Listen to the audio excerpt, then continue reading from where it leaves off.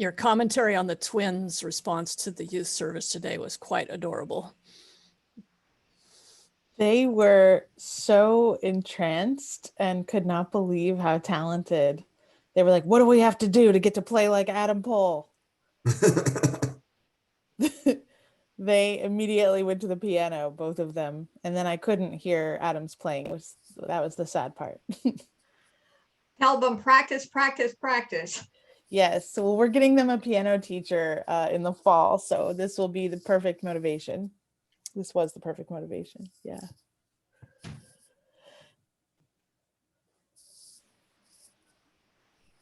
They're very impressed with the UU religious education program as 5-year-olds.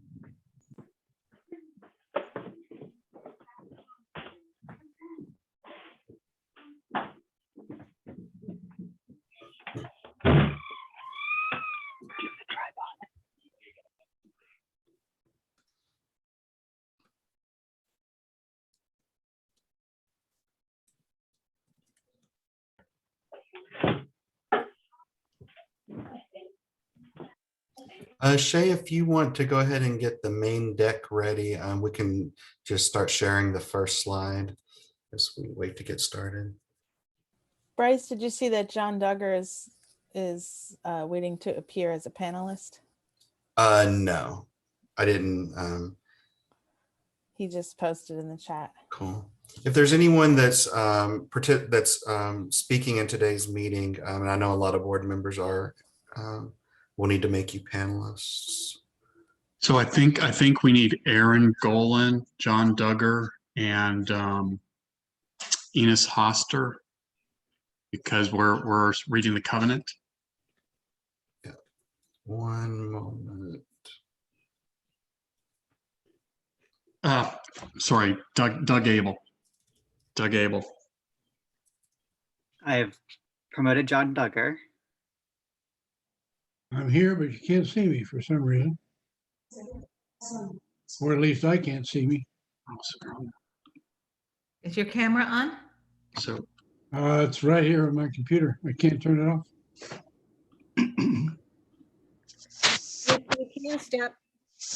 can stop your video, John. That's a possibility. I already clicked that. Let's try it. There we go. Here you are, John. Good. Okay, I don't see Inez here yet, so I can't promote them. What's another name? and Aaron Golan and Doug Abel. Okay. I've got Aaron Golan already. Yes. And I've got Doug.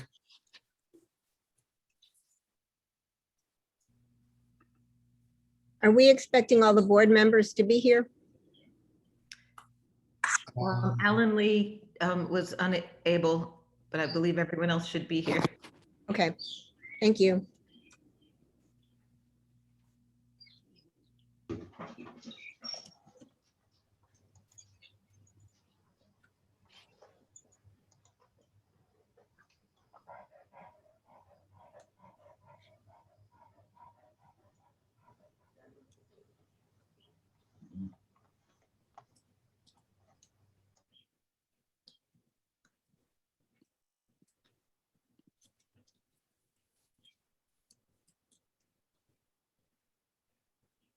Are all the board members here? I'm trying to see.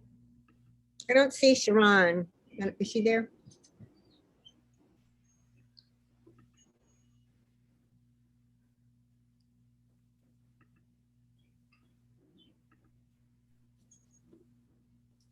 All right, we're at the magic number, so I feel ready to begin. We have our quorum. Well, welcome everybody to our annual congregational meeting. If you could change the slide. I call this meeting to order. And John, are your members all here for the covenant? I hope so. We'll find out in a second when we start reading. I'll fill in if anyone's missing. Do you have a chalice or shall I light mine? If you could light yours, that would be great. Okay.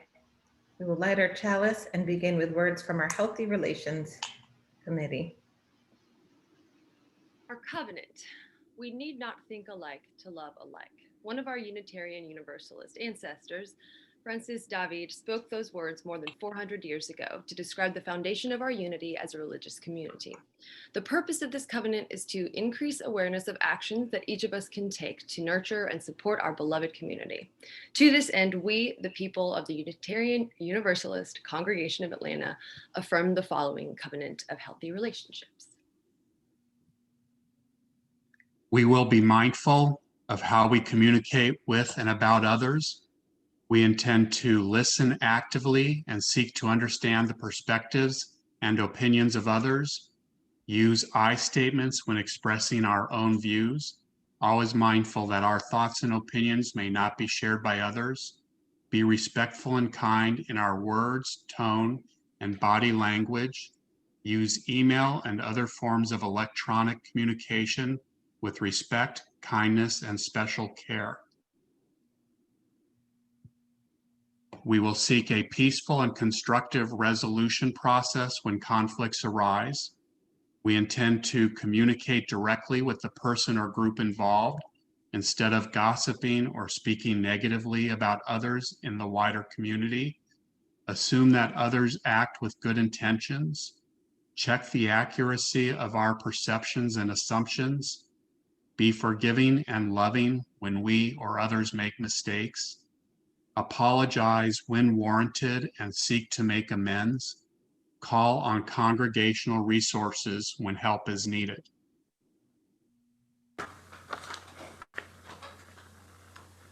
We intend to celebrate the diversity within our community.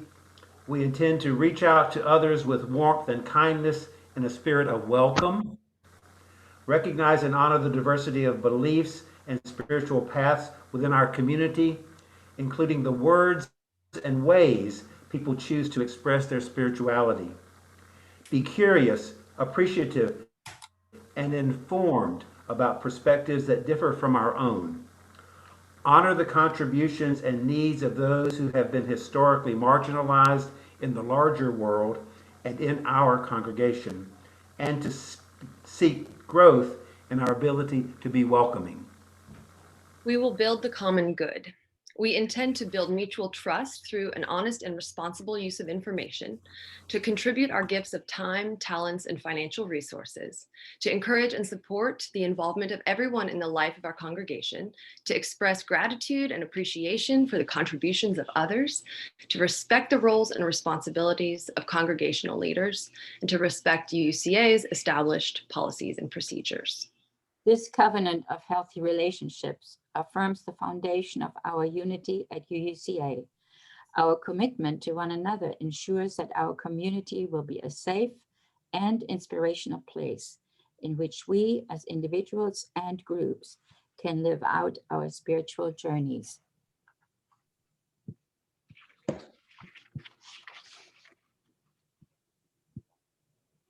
Thank you.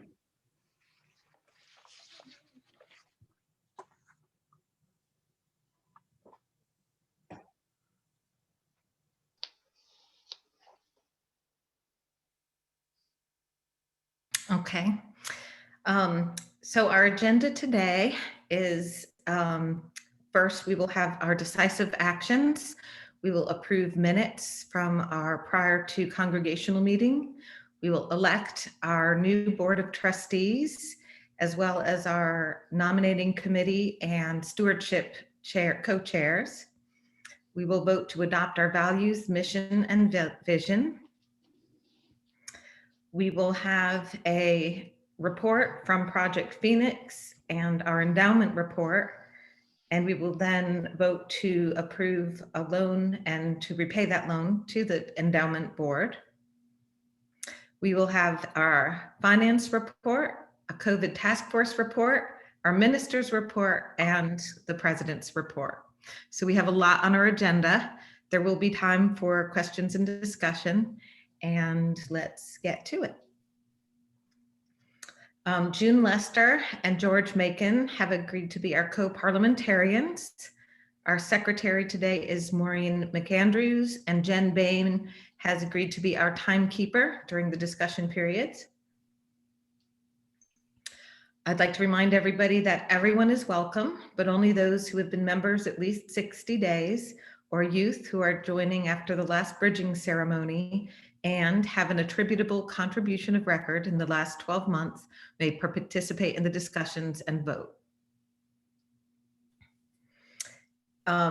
We know that there are a lot of people here. This is different from our regular Zoom meetings because it's a webinar to allow us to conduct business. I know you can't see everybody, but everybody is here, and you may request to speak in the chat room or QA. Just use the raise hand function on your laptop or your cell phone. Write your name to speak and write whether you're pro, con, or procedural, because we will always recognize procedural first and try to go back and forth between pro and con. Comments are limited to 2 minutes. No participant will be recognized to speak on an issue a second time until others wishing to speak have spoken the first time. The procedural mic time is outside the 30-minute limit. Once recognized, the member may move to amend a motion on the floor. The motion to amend must be seconded, discussed, and passed or not by a majority before returning to the main motion. Consistent with our UU principles, members should be given every opportunity to present their view as long as comments are relevant to the motion on the floor. Stopping debate before 30 minutes can only be accomplished by the president's recognition of a motion at the procedural mic to call the question, which requires a second and 2/3 vote. Co-parliamentarians have been appointed, and I'm so grateful. June has helped us already in planning our meeting today. For voting, you will vote in the Zoom poll. If multiple members in one household, one may vote in the poll, the other may vote using another device by entering your name and a plus or minus in the chat room. Per our bylaws, today's election vote requires 10% quorum. However, other business requires 20%. While a vote is not required for the loan from the Endowment Fund, we are asking the congregation to vote to approve and to commit to repaying this loan. In order to determine the presence of a quorum, indicate in the Zoom poll the number of members eligible to vote participating on your device.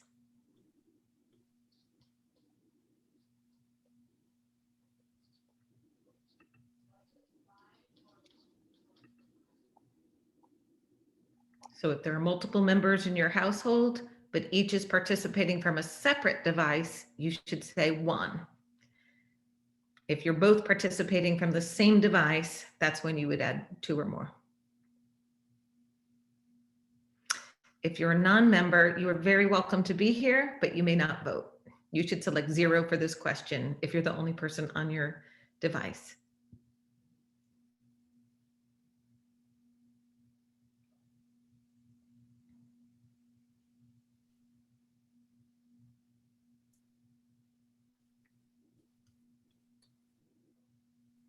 I'm going to go ahead and end the poll. I don't see any more votes coming in.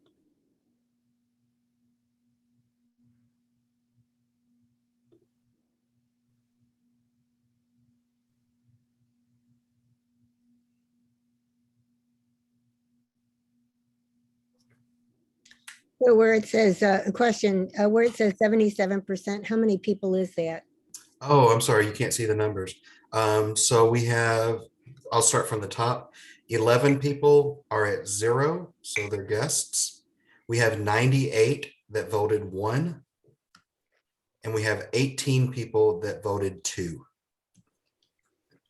No one voted for more than that. So that'll be 18 times 2. I've got 134 in the poll.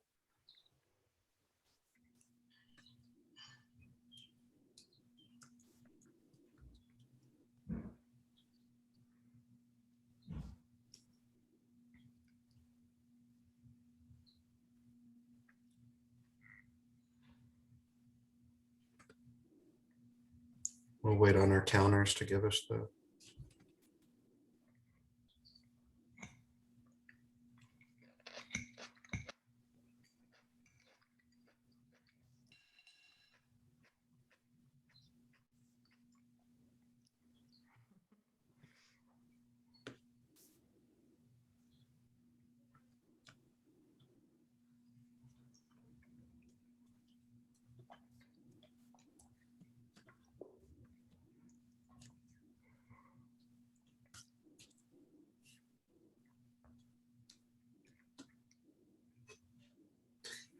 There's a few people in the chat to our counters.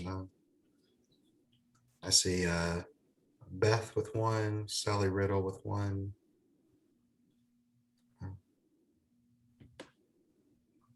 Joy.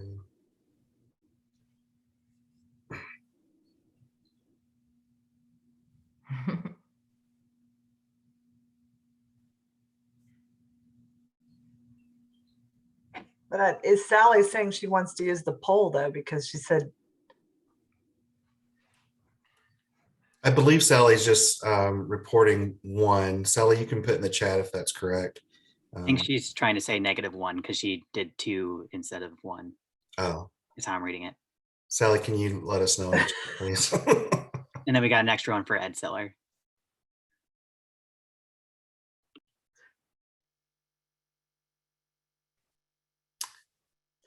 Is quorum the next slide, Shay? Can go ahead and advance one more for me, please. So we're over quorum. We can definitely say that. We needed 116.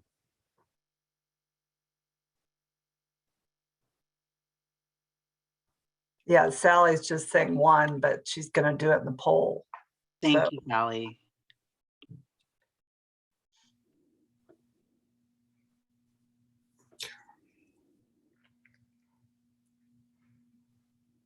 Are we good to go on since we do have a quorum? It would be good to have the actual numbers for the minutes, Yeah. so that can be recorded officially. Yeah, so That can far be I handled have- in the chat. We don't have to delay. okay, you can put it in the chat. Because so far I have 11 non-voting guests and 77% of the total can vote. But that's not comparable. Okay, yeah, Maureen McAndrews, I'd like to make a motion that we approve the minutes of the May 17th, 2020 congregational meeting. I second. Next slide, Shay. Is there any discussion? If not, we may vote.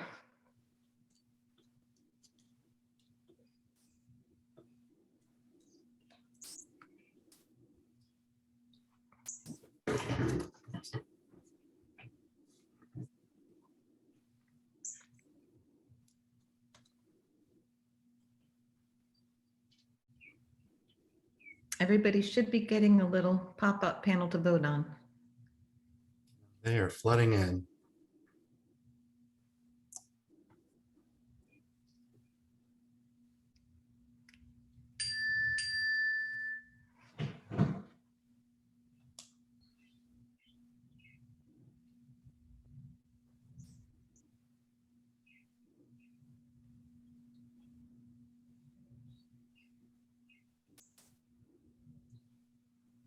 And I'm going to end the poll in 10 seconds.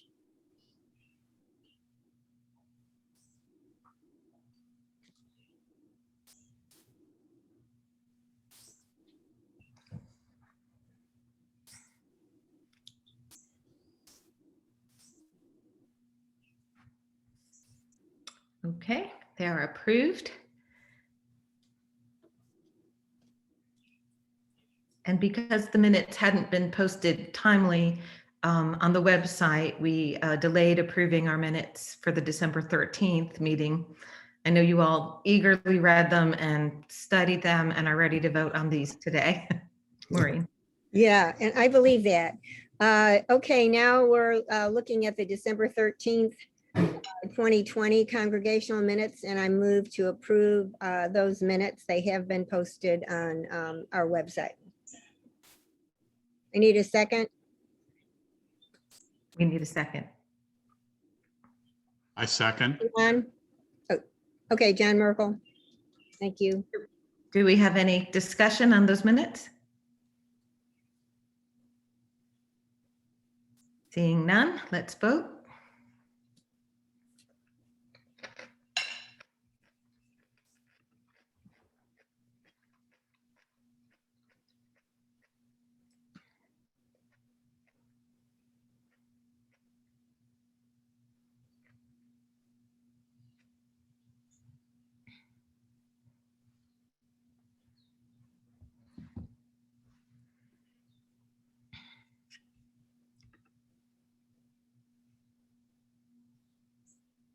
We'll give it a couple more minutes. We had slightly less people vote this time around than last time. Couple more seconds. I mean. There we go.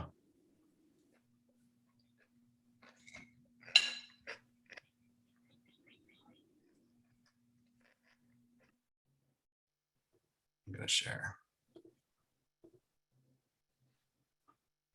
The yes counts 126. Okay, next slide. Jen Bain. Unknown caller. Jen was our board liaison to the nominating committee this year, and we thank her for all of her hard work with that. Is Jen here? She did mention that she was rebooting. So I'll just go ahead and Jen can chime in if she joins us. First of all, thank you to the nominating committee. They worked hard this year and we really appreciate them. And they came up with a wonderful slate. Our incoming president is Sean Golan. Maureen, there you are, Jen. No, it's the joys of my beloved old laptop. Okay, so I think we have a thank you slide somewhere. So let's sit on that thank you slide for a second. And the first thing I want to do is make sure that we're acknowledging folks who have served in this past year. Before we move on to the new folks, I want to make sure that everyone is acknowledging the folks that have worked so hard in this particularly odd year that we've had. So as you know, our fearless leader, Jennifer Thilo, is going to be rolling off and now joins the illustrious group of ex-presidents. And also I want to thank Sharon for completing not one, but two, maybe it's even three board terms. On the nominating committee, we are saying thank you very much to Chris Martin, Suzanne Wilson, Alice Harvey, and Susan Leffler, who left us mid-year. And then stewardship co-chairs, remember, this is a 2-year term. This is sort of a new thing for us. And we are saying thank you so much for all of your hard work to Letta Wu and Kay Johnson. Okay, and then continuing on, and our new folks. So we now have Sean Golan as our incoming president. We have the world famous Maureen McAndrews in her new role as president-elect. And then other board members continuing on are Jason Delaney as finance trustee, Alan Lee, John Merkel, John Duggar, and myself. New board members, you see their faces here, David Shoquist and Mary Liebman are coming on board for new 3-year terms. And our new stewardship co-chairs who will continue to work with the folks from their previous year are Janelle Denard and David Hanna. And of course, the two continuing are Barbara Begner and George Macon. And then we have our nominating committee. So joining us now are Anna Apostolou. Anna actually came on mid-year due to a mid-year vacancy. Arthur Murphy, Tina Welch, and Jerry Haju-Showis. And they are joining the illustrious team of Lori Yamashita and Carl Polisi. Have I left anybody out? I think that's it. Okay.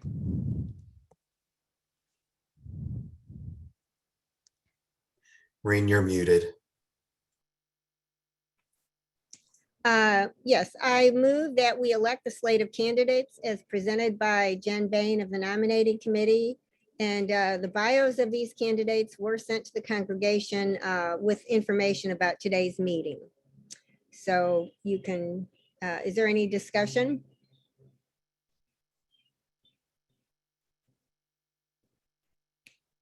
Okay, I made a motion. Do I need a second? I second.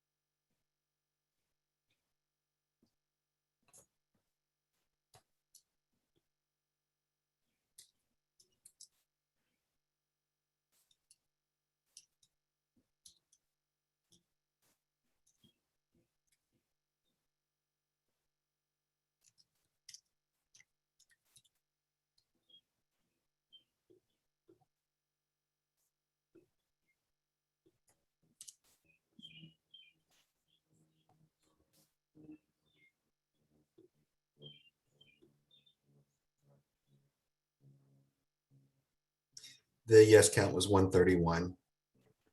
0 no, 0 abstain.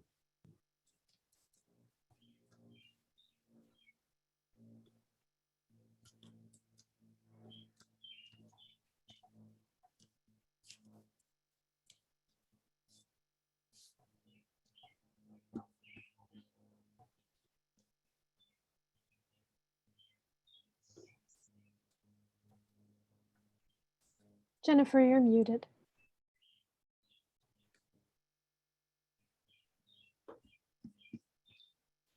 You would think I'd be good at this by now.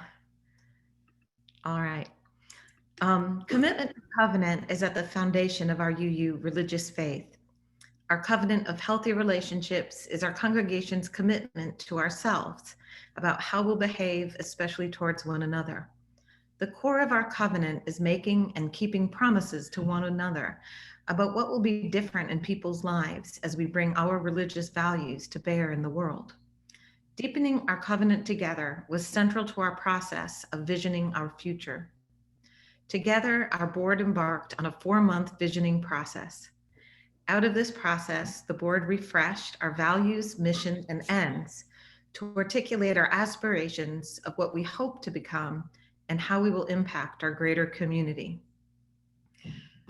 We hope that these values, mission, and ends will inspire, focus, and ground everything we create as we move forward into our future together. These statements are the roadmap for our staff and board. The board holds the executive, Reverend Terrence Strauss, responsible for furthering these specific ends, while our staff determines the means to do so. Together, we will strive to live into our values and make these ends reality. Sean, would you read our values?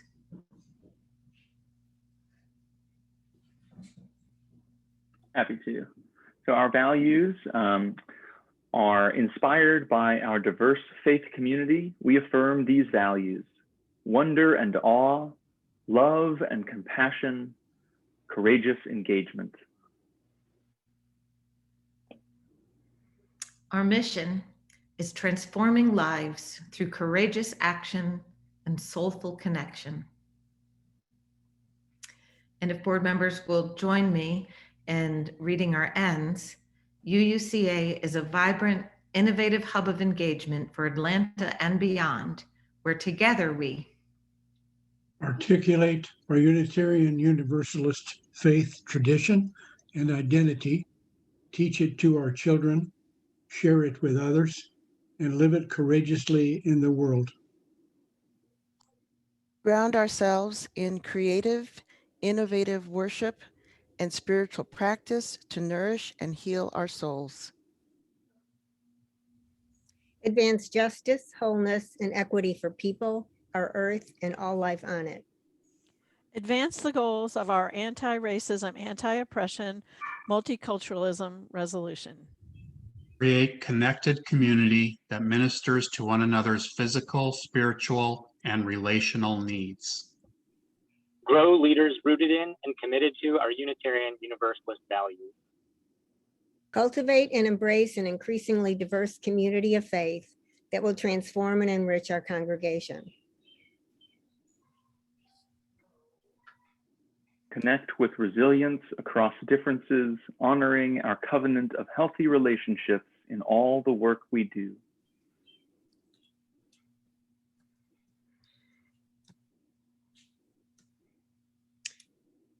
Okay, I'd like to make a motion that the congregation vote to approve the new value, mission, and ends statements.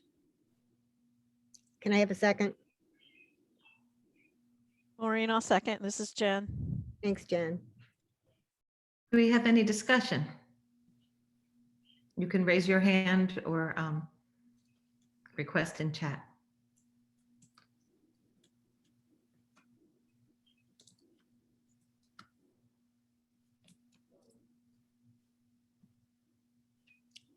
Okay, Okay, we will vote.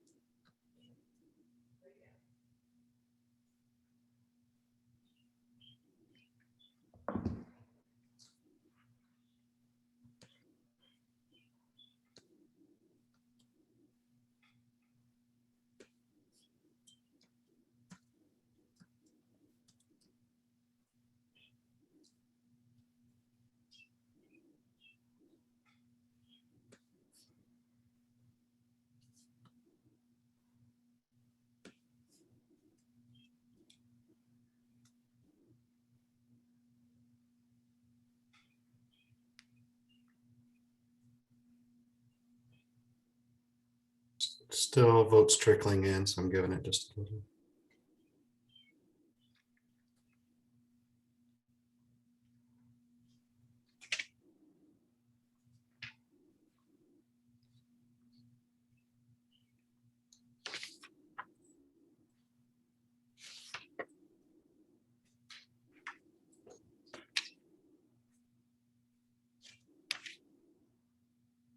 I'm going to end the poll in 10 seconds.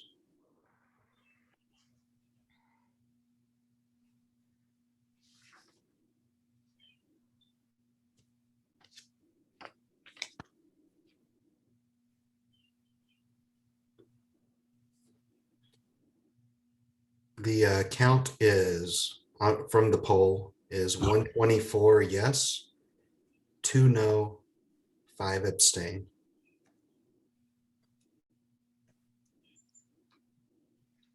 Okay. Our fearless Project Phoenix Chair, Deanne, we would eager to hear from you. Again. Good afternoon, everybody. Mine is fairly short here. I just wanted to give a status update on where we're at currently.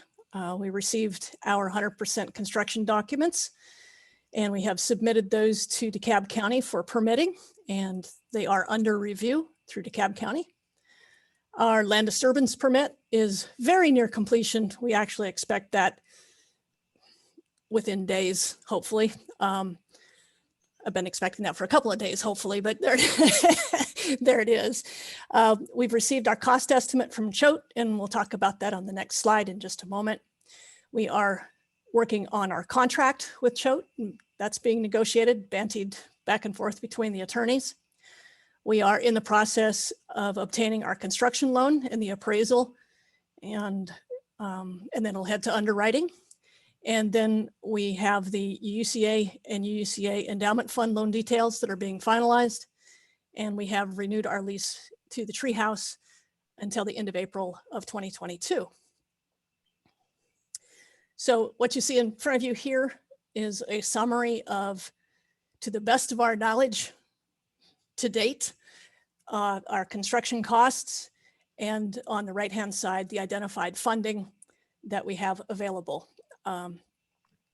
And my favorite part is the identified funding is a larger number than the total costs. That's the best place to be. So this is still in slight fluidity. We ended up adding a little bit more to it because we need to pay for professional inspections. And that was a little bit of an oversight that we missed, and we added that recently. So these numbers are slightly different than what you may have seen in a town hall if you joined us for the town hall. One of the primary features in the identified funding is that the Endowment Fund has generously, just incredibly generously, it made tears come to my eyes, offered us a loan of not to exceed $650,000. And we will be talking about that in just a couple minutes. The other thing that I would like to highlight here is the incredible work of the climate action team in obtaining 2 grants for us, one from Georgia Interfaith Power and Light for $2,500, and then one from South Face called the South Face Good Use Grant for $60,000. And that one has an opportunity for us to reapply and obtain a second one later this fall. So the climate action team has just been wonderfully doing some awesome work. So next slide. So what are the next steps? Obviously, we need to complete our contract with Choate. We need to provide any revisions to our construction plans as required by DeKalb County once they finish with their revisions and comments. We will finalize the construction loan details with our bank, and we need to finalize the UUCA, UUCF loan details. The current constraint on our moving forward right now is the LDP and the construction permits. And so those are the current factors that determine our timeline at this time. We had reached a little bit of an impasse with DeKalb County that they weren't processing it. We had some help through Marshall Orson reaching out to Jeff Rader's office, the county commissioner, and we got motion within hours after Jeff Rader's office reaching out to DeKalb County. And so I want to give a special shout out to Marshall helping that make that happen for us, and to Jeff Rader's office for pushing us, giving us the nudge to make things process. Thank you. Do we have any questions for Deanne?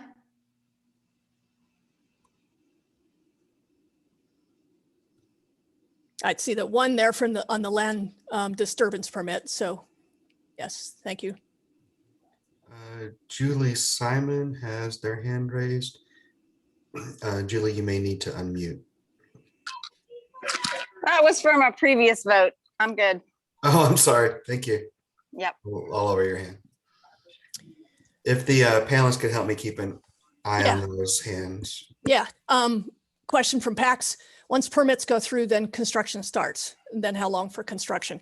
Yes, once the permits go through, then we release a notice of intent to begin, and construction will start, provided that we have our loan in hand and our contract with the construction company. You know, we have to have those 2 things in process intact before we begin construction. And Choate is telling us that there's a 9-month estimate for completion of the construction.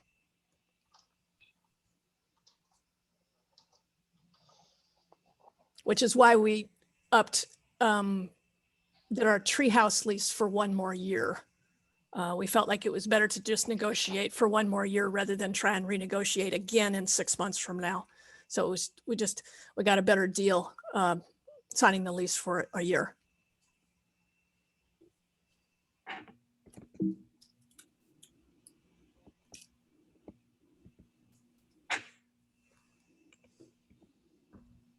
Awesome. Seeing nothing else?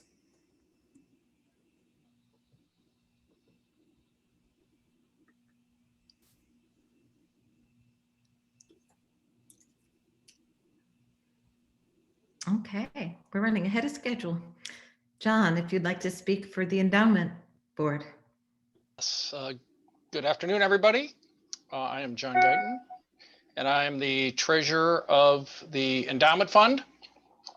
And wanted to just review, first of all, for those who maybe aren't familiar with the Endowment Fund, what the Endowment Fund is and does, and then give you a little bit of details. We provide an annual report every year to the UCA congregants, and this is our annual report. So the Endowment Fund was created by UCA members in 1970. It goes back that far. We're now 50 years old. Provides long-term support and stability to UCA. It helps to ensure the health and well-being of UCA. And that's why we have gotten involved with this loan, which we'll talk about, and supporting our new building. And also just to note that the Endowment Fund board is a separate board, separate entity than the UCA's board. But again, we're 100% dedicated to supporting UCA.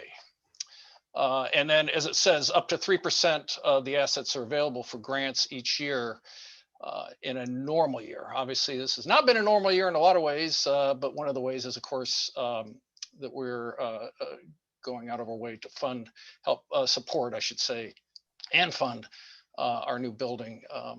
But normally we don't. We donate 3% of our assets are available for grants to, again, UCA and UCA only each year. Next page. So the Endowment Fund is funded in several ways. The bequests are the traditional way of doing it, and has been the way that most of the money has been raised over the years. So people leave in their estate plans and wills a statement similar to what you see below in support of the Endowment Fund.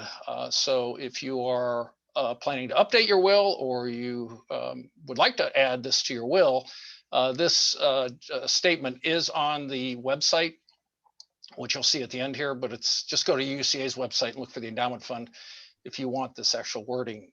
But this is a great way to leave a lasting legacy, as it's called, to a UCA. Now, the Legacy Society are people that actually are participating or informed us that they have put the Endowment Fund in their bequests or wills, estate plans. And again, it should be the Endowment Fund and not UCA itself. Secondly, we're funded most recently by what we call the Birthday Club that started 5, 6, 7 years ago, somewhere in there, where people give an annual donation in the amount of their birthday, birth year, I should say, on their birth month. And we send out a reminder each month to people. So if your birthday is in May, then you would get a reminder. And again, if you'd like to join that, you can go to the website and send us an email. And that's been a pretty successful, we'll talk about that in a second, way of getting more people involved in the Endowment Fund and help to expose the Endowment Fund to a lot of congregants. We also accept direct donations, also in honor of people who have passed away, or just in honor of congregants. So we just recently received some donations in honor of a congregant, a living congregant, who did a presentation. So they've supporting the Endowment Fund through that. Lastly, we do have for those who know about Amazon Smile, you can also support the Endowment Fund using Amazon Smile. Just look for the UCA Endowment Fund. Okay, next screen.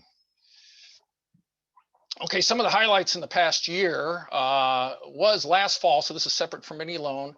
The board did vote and approve a $200,000 donation to the capital campaign. So this was last fall during the campaign. We made that donation already to the campaign last fall. Then in August of last year, we hosted, as part of the adult RE classes, a wills and estate planning class that was well attended, and a lot of interest came out of that class. And once we get back again to normal days, we have done these in the past, hosted financial seminars and other things along those ways. And so we plan to continue to do that.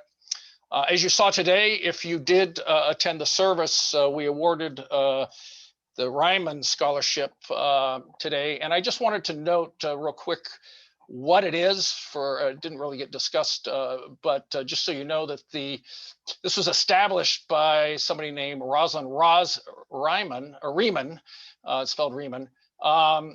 And it was done way back in the 70s. Roz was an active volunteer in the RE program at the time, and she had no children of her own, felt strongly about supporting the youth of our congregation. She began the scholarship in the mid-70s in an effort to help our youngest adults take what they learned in our community and live their values as they ventured out into the world.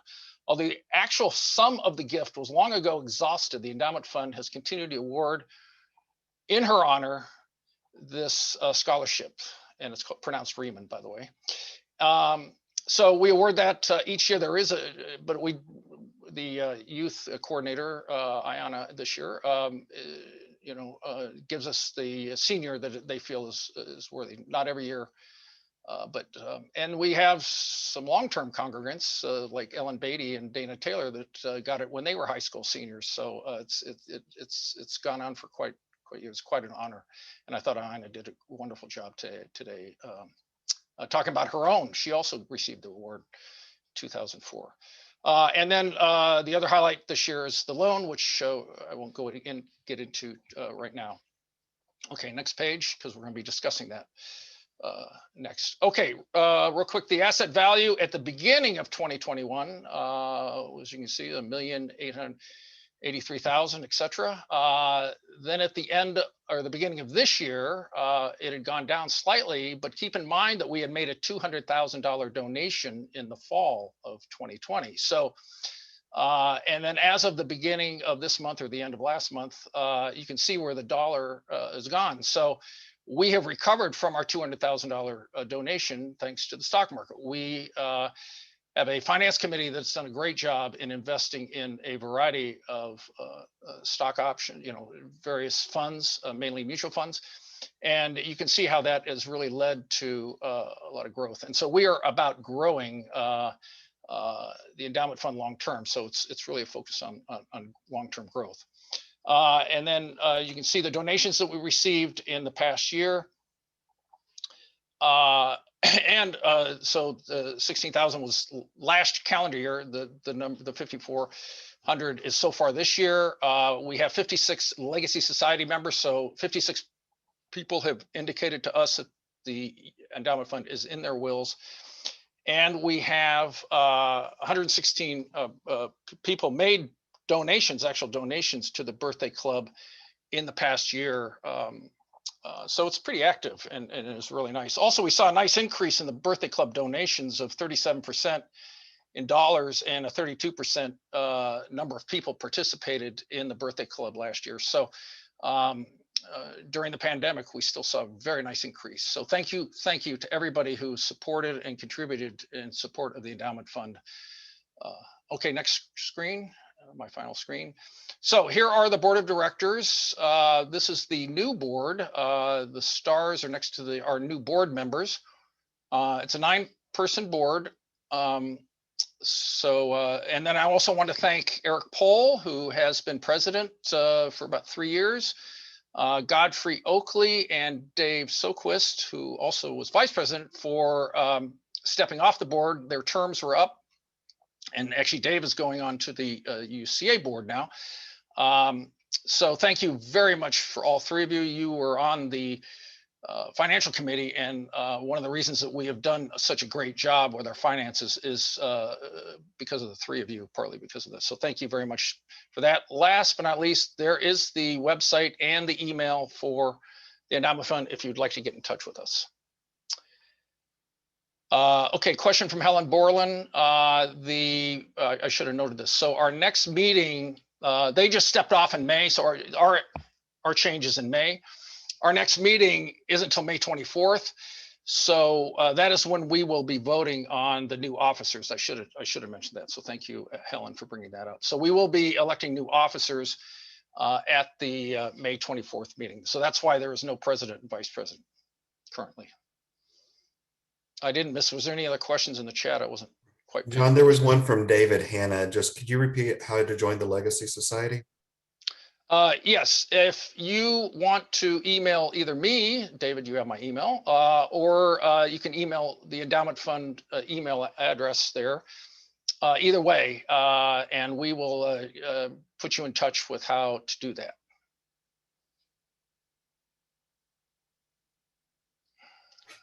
Taryn is kidding, I guess. I didn't see her response, so.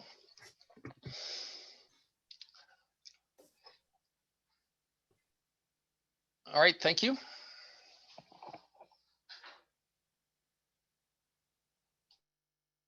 Maureen, we have yet another motion. Is this my show? Is this the time, Caroline, you wanted me to introduce this? I think so, Jason, and Maureen, you. All right. So we have a proposed fund loan, endowment fund loan. The Endowment Fund UCA Board of Trustees are currently negotiating the final terms. I've had a chance to take a look at the current draft. Those terms will be finalized and approved by both boards once the negotiations have concluded. And they're meeting on May 20. The new EF board is meeting on May 24th to review. The outgoing Endowment Fund board has already reviewed and commented. Next slide. The current term of the loan is a 20-year term, including a 3-year drawdown, with a 30-year amortization period. So there would be a balloon payment at the end if there's any principal remaining. There's no interest due for 10 years. And then if and when interest does kick in, the interest rate would be prime minus 1%. This allows us, part of the reason for the no interest for the first 10 years, it allows us to repay our construction loan first, which has been discussed previously. And monthly repayments to the endowment fund would be included in the UCA budget starting in year 4. So those first 3 years, essentially, we would just be able to float that. A few other things worth noting. The plan is to make sure that we're able to repay it. We're considering doing another capital campaign after 3 years to repay the balance. And then any excess Project Phoenix funds after the completion of the building and after we pay off our construction loan, those additional Project Phoenix funds would go first to then pay off this endowment fund loan. So that's where this stands. And then Maureen. Okay, concurring with the UUCA Board of Trustees and the Endowment Fund Board, I vote motion that we approve to move forward with the negotiations for a loan from the UUCA Endowment Fund. I second. The motion is actually on the next page. Oh, it is. So, okay, we moved that. There you go. Unitarian Universalist Congregation of Atlanta is committed to borrowing no more than $650,000 from the Unitarian Universalist Congregation of Atlanta Endowment Fund to renovate our 2650 North Druid Hills Road property and to repay that debt within 20 years of the closing date of the loan. I second the motion. Do we have any discussion, questions?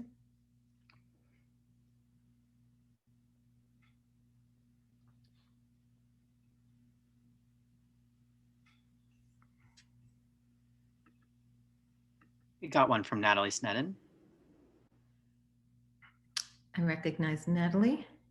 Hi, so I just wanted to make sure that I understand purpose of the, if you can just clarify, the purpose of borrowing from the endowment fund is so that we can pay off the construction loan with that. It's not in addition to that, to the construction loan. Is that correct, or am I misunderstanding? No, the purpose of this is to cover some additional expenses that were not included in the pricing of the construction project. Jennifer, do you want to talk a little bit more to that, or?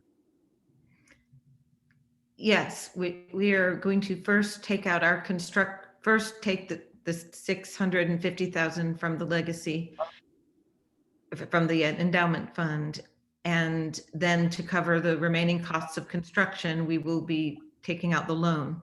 We will only, of course, borrow as much as it takes to complete our renovations on the property. We will then repay our construction loan, which has interest first. And when we finish that, we will start working on paying the endowment fund. We will not borrow more than 650,000. We may borrow less. It'll all depend on what we need. But the loan is to cover the costs of our renovation.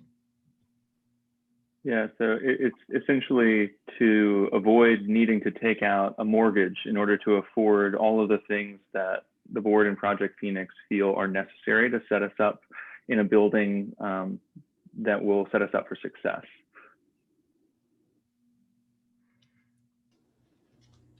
The other questions in the chat, I think we just answered Ellen's question. There is not going to be a mortgage on the property. That's part of the purpose of this. What is the endowment fund usually used for? Is this a normal use? Used for growing fulfilling the mission of Unitarian Universalist Congregation of Atlanta. And so I would refer you to the endowment fund board as to whether this is a normal use, but I do think it is consistent with their mission. Do we think we'll need all that money? Helen, that's an excellent question. Some of the money built into the Project Phoenix budget is contingencies. And so that is yeah, that's correct, Helen. That is the case that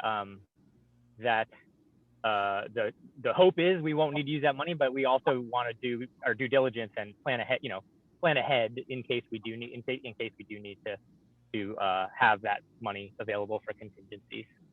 So that's built into the budget. This isn't, I thought you said it was supposed to be a 30-year loan.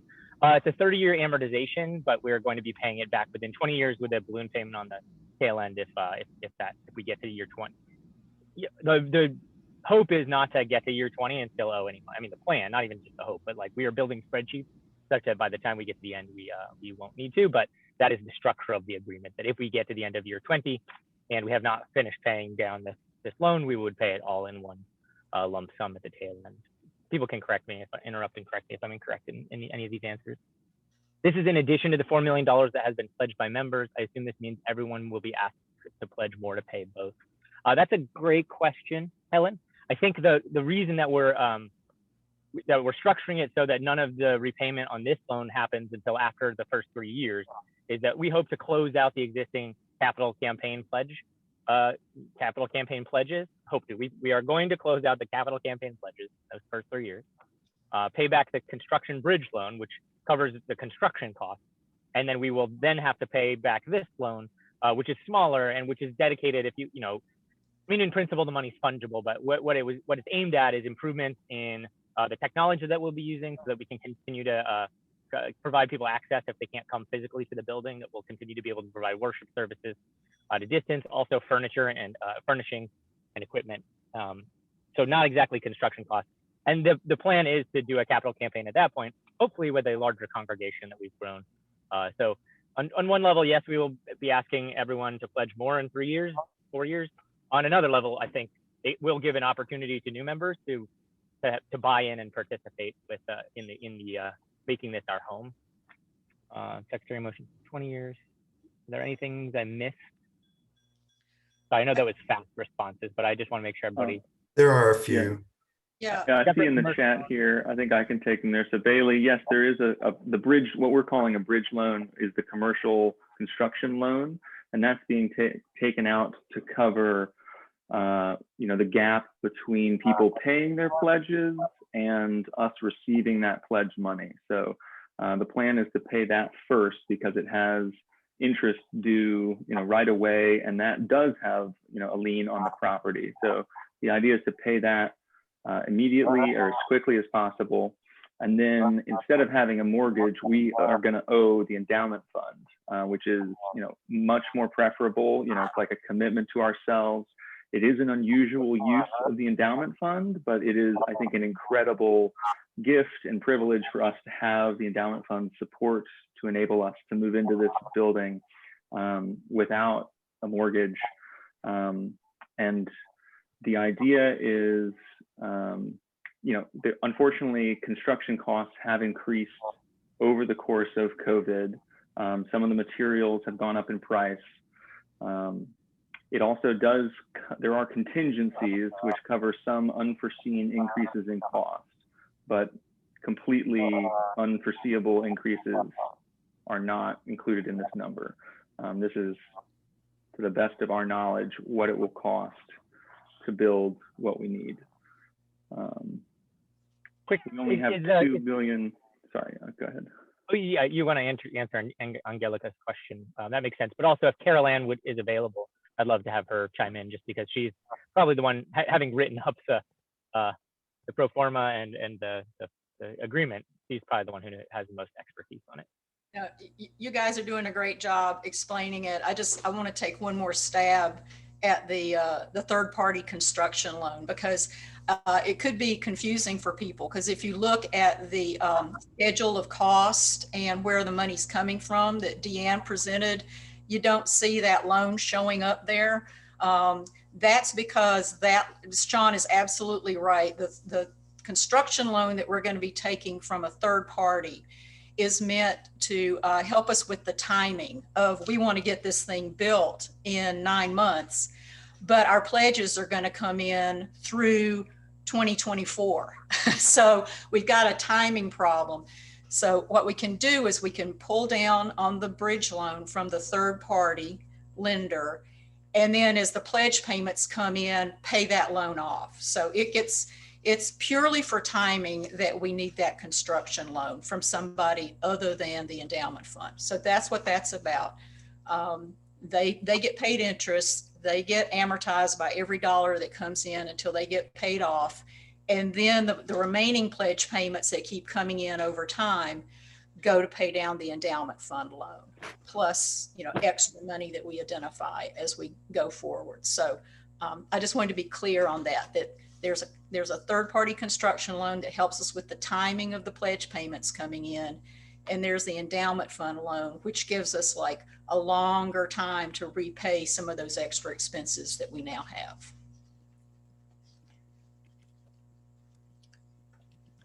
Also thought I'd just add about the endowment fund, because I didn't really get into the details, but yes, the endowment fund board did vote on this last month in April, when we were approached by the UCA board and the Phoenix Project. Yes, it's a little bit outside of what we normally do. As I said, we normally do a 3% grant per year.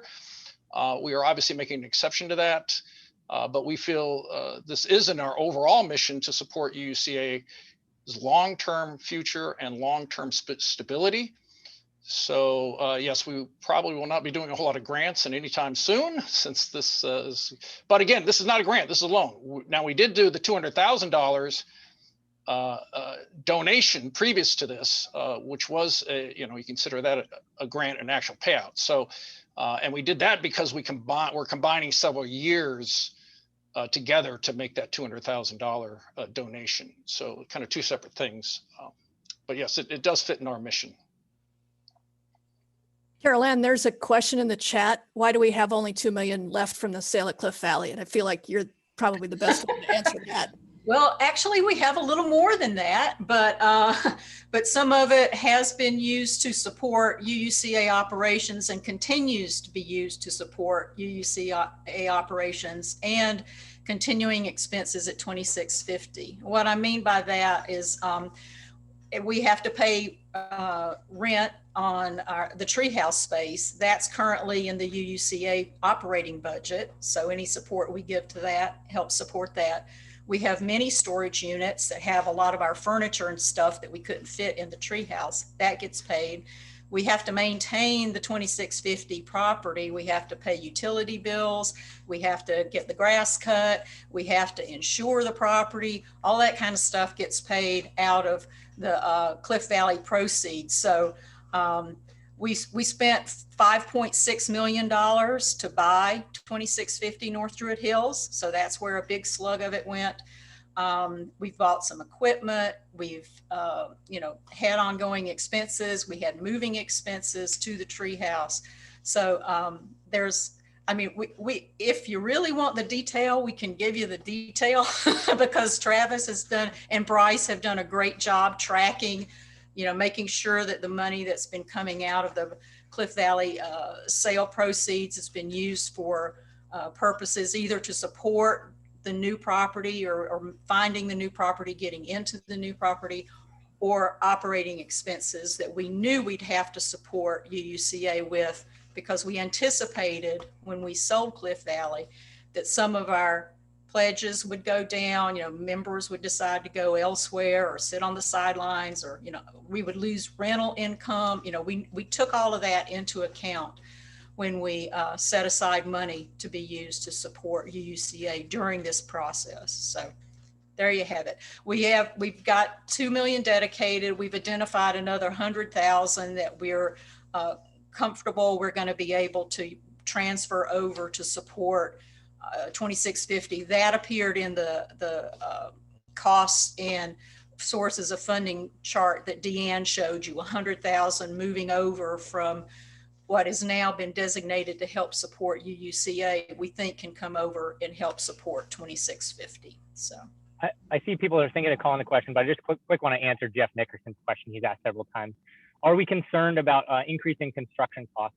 My understanding is that we're negotiating right now to ensure that those costs and that the upside risk or the downside risk, I guess, is limited, so that we have contingencies built in to cover potential increases in costs, and we're trying to negotiate a contract with Choate such that if the costs go up above a certain amount, we're not liable for that. Is that correct, Carolyn? Up to a point. I mean, the problem we find ourselves in is because we're in such an inflationary period as it relates to materials and labor right now in the construction market. There's certain risks that Choate is wanting to carve out from the fixed sum. And so that is what we're in the process of negotiating right now. We want to get that as limited as possible and not have it open-ended. And again, it's not for everything in the project. It's just certain items that have seen prices really go sky high. Choate has carved those out and said, we want to be able to pass those costs straight through to you.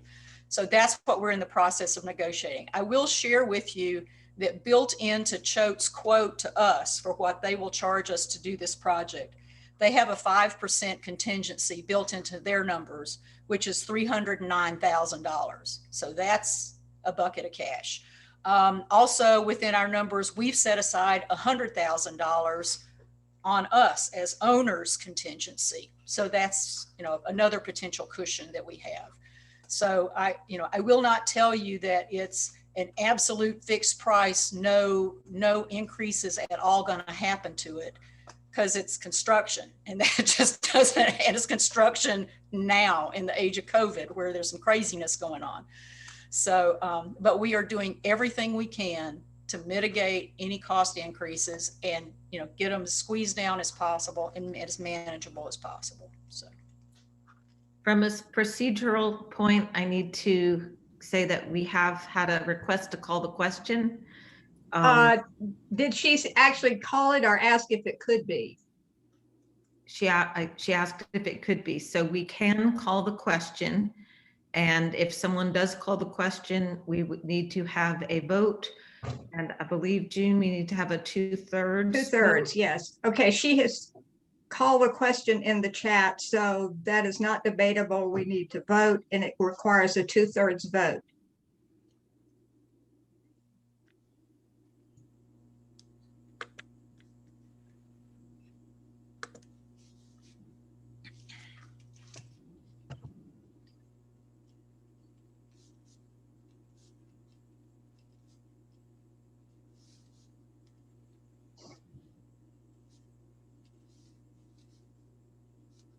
There's a question in the queue of A about someone asking what they are voting on.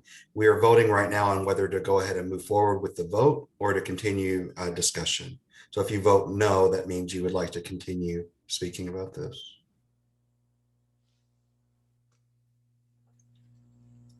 Because we don't have the slide up telling you how to vote, if you can't use the poll, it's the same. Just enter your name and the plus or the minus sign in the chat, please. So we're not voting on approving the motion. We're just voting on whether or not we're going to vote.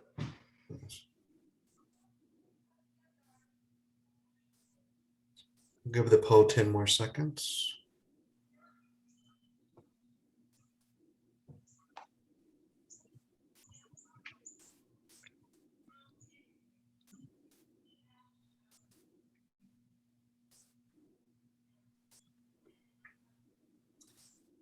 The actual count for our tellers, the yeses are 109, the noes are 13, And then 13 abstentions.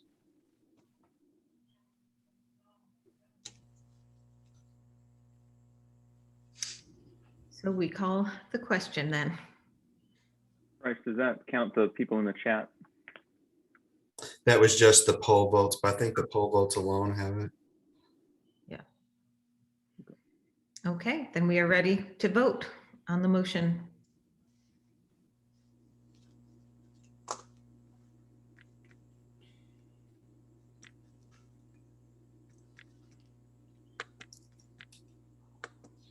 Can someone read the motion for those that can't see the pop-up?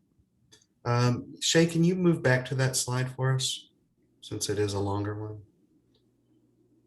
And then do you want us to also read it, Jen, or is that okay? You can read it. This is Maureen. I made the motion.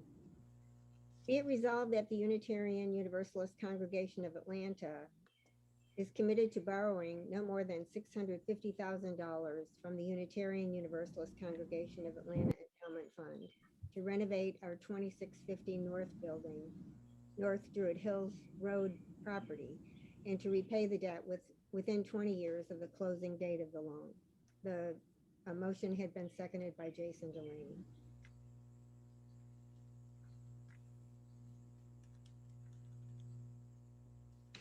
Seems like it was a problem though, because what we're voting on here says 30 years and it says 20 years on the motion. That was on the poll. That was No, it's 20. Isn't it? That it was a 20-year loan and a 30-year amortization. Correct. But it says here, and repay the debt within 30 years. Yeah, this was taken from a slide that was incorrect earlier in the, well, the poll was done yesterday, so sorry about that. Okay, so it should read, and I think I read it correctly, that we will repay the debt within 20 years.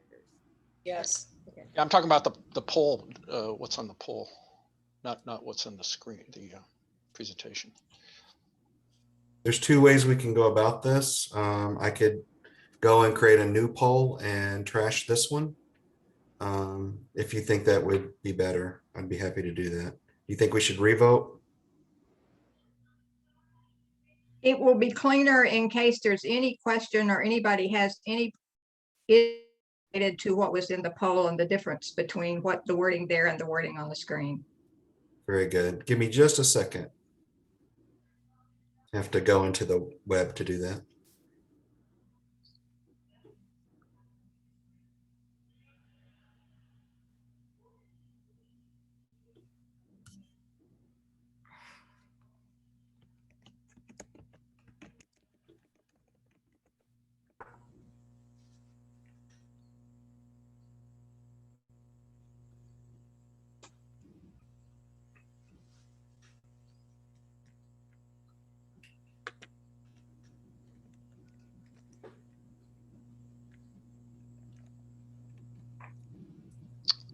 And just to clarify what Holly just asked, Holly Grimes just asked, the 30 years is the amortization, but the payment, the payoff would be 30 years. So it's like a 30-year loan, but it's to be paid in 20 years.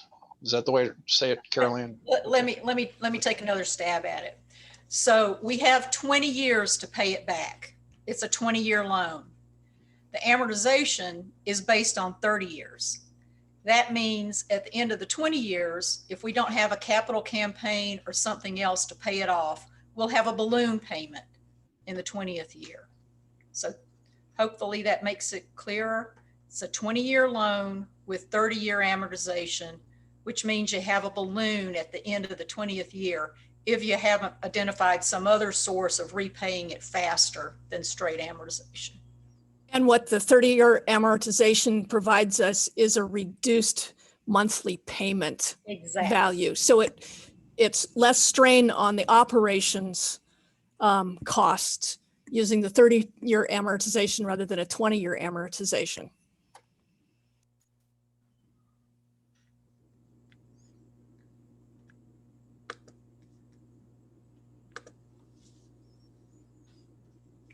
Just while people are voting, I really feel like just thanking everyone for sticking with us today. usually as these meetings go on, we see people drop out, but our attendance is actually increasing. So Thank you. people are calling their friends and being like, get over here or something. It's because the weather's so lousy outside. Nobody wants to go outside. That must be it. They know the finance report is coming up.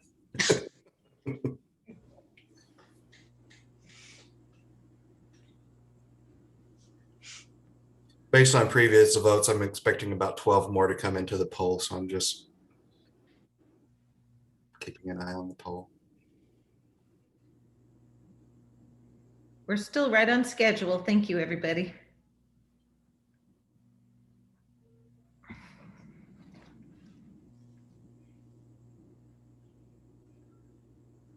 Let's give it 10 more seconds.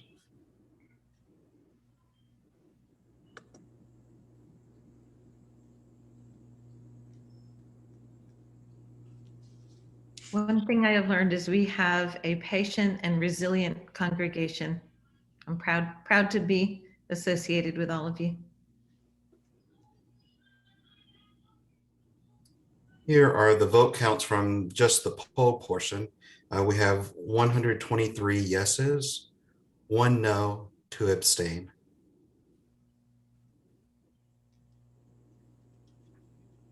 There were 9 guests that voted, by the way.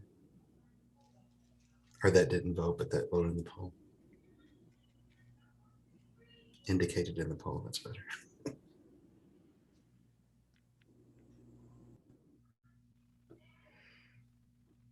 All right. And now we'll hear from Jason, who always gives an unexpectedly interesting and entertaining financial report. Just hey Jason, before you continue, maybe we should just announce that passed. Yeah, go for it. That passed. Fantastic. Thank you, Brett. Thank you all. Thank you, everybody. And Yep. thank you to the Endowment Fund. Especially thank you to the Endowment Fund and of Project Phoenix for trying to find ways to figure out how to navigate a very, very strange macroeconomy during a time when we're spending a lot of money. I love you, everyone. Love you. Thank you. Love you too. Next slide, Jay, if you would. All right. So since we last met, which was not actually that long ago, but it feels like a lifetime ago, vaccinations have begun and kicked off. And these numbers are as of CDC data this morning. So vaccination in the US is one of the big things that's happening. More than a third, almost half of the population, no, that's total population, 47.1% has at least 1 dose. And then we would look at high risk 65 and up groups, those numbers are climbing even higher. So we're getting there. We're getting to whatever the new future of this year is going to be, we're getting closer and closer. We have 100% construction documents as previously discussed, which is great news. We also have temporarily increased prices of construction goods. And the tricky thing about that is, what does temporary mean? You know, is it temporary enough that it won't affect us? Probably not, but that is happening. We had our ground blessing. I just want to say I didn't have the opportunity to be there for the shovel ceremony, but I want to thank all of the people who, serve UCA in so many different ways, who were there to participate. I love feeling more and more connected to our new building. And another detail is that there was a new round of PPP loan funding, and so thank you to Bryce and to Travis and to Gary and to all the staff for all the hard work they've been doing to make it so that the finances at UCA are more stable now than I think they've ever been. Next slide, please. So how are we doing? Well, we continue to be on a firm footing. Our process and personnel are steady, and I have been, I think it was 2014 was when I first started kind of getting to see the spreadsheets around here. And I'll say it's been a real breath of fresh air to have the spreadsheets say what you expect them to say, and to trust that all the the accounting is clear and clean. It's been wonderful. Giving has been holding steady for the most part. It's a little bit lower than we expected, or it's a little bit lower than we budgeted, but not lower than we expected, given that we knew that people would start making capital campaign payments. I was going to say certainty is on the horizon, but I don't I don't know that that's true. But there's less uncertainty on the horizon, right? We're still in this vague space where we're trying to negotiate a contract, trying to get the construction done. But I hope by the end of year financial report, we'll have even more clarity than we already do, which I think is more than we had a year ago, 2 years ago. Next slide. I just want to remind you who you have at the tiller here. Those are those of us who are engaged. I can try to speak a little louder too. Next slide. Okay, so what does it look like? Well, in 2021 so far, the first 3 months, which are our approved report, we have brought in $276,000 and spent about $217,000, which means our cash position is improved. We always like to see those green bars be higher than the red bars. So thank you to everybody for your generosity. It's been good so far. Next slide. If we look at the expense side, you can see that our expenses are closer to budget than they were this time last year, which is good. If you recall my report this time last year, we're a mission-driven organization, which means when we commit to our budget, we're committing to fulfilling our mission, and those expenses measure in ways the extent to which we're putting those resources to use. So being closer to budget than we were last year is good. That said, if we're going to miss our budget, it feels less anxiety-inducing to miss our budget on the downside there on the expenses side. So good job to the staff and the executive for managing our expenses. On the other next slide. On the other side, we have revenue. In this case, we like to see the green bars be higher than the yellow bars, not lower. And you can see that our actual giving is higher than budget as of the end of March. Slightly less than this time last year. Again, I think we probably can attribute that to some expected drop off from people contributing to the capital campaign. Next slide. And so if you look at the summary, we actually budgeted to be exactly break even by the end of the first quarter. And instead, we were about $16,000 over on the revenue side and about $43,000 under on the expenses side, which is a net of about $60,000 in the black. So that's great news. I will say, as always, it's best for the revenue number to keep being higher and the expenses number to try to get exactly on budget. That's how we fulfill our mission. So we appreciate your generosity and continued generosity.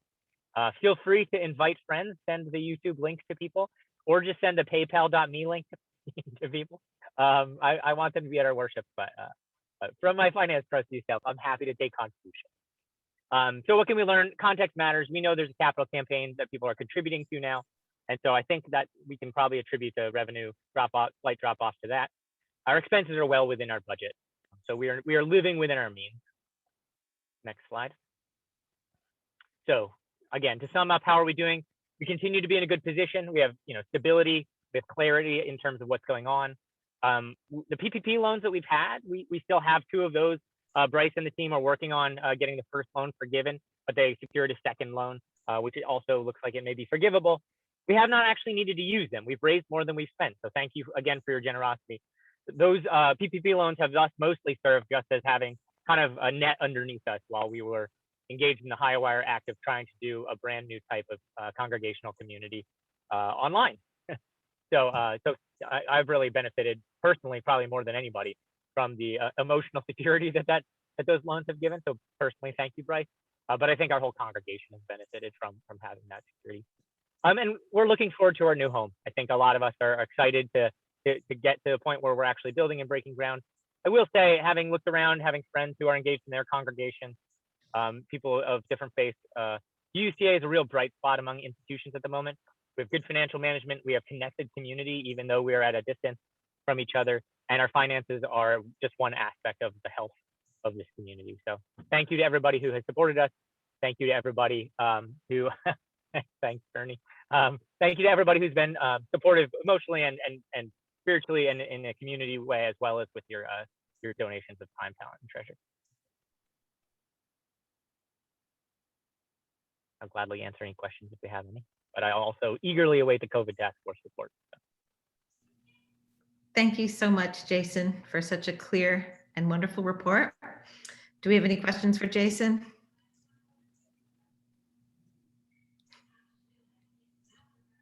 All right, we're ready for our first ever COVID task force report.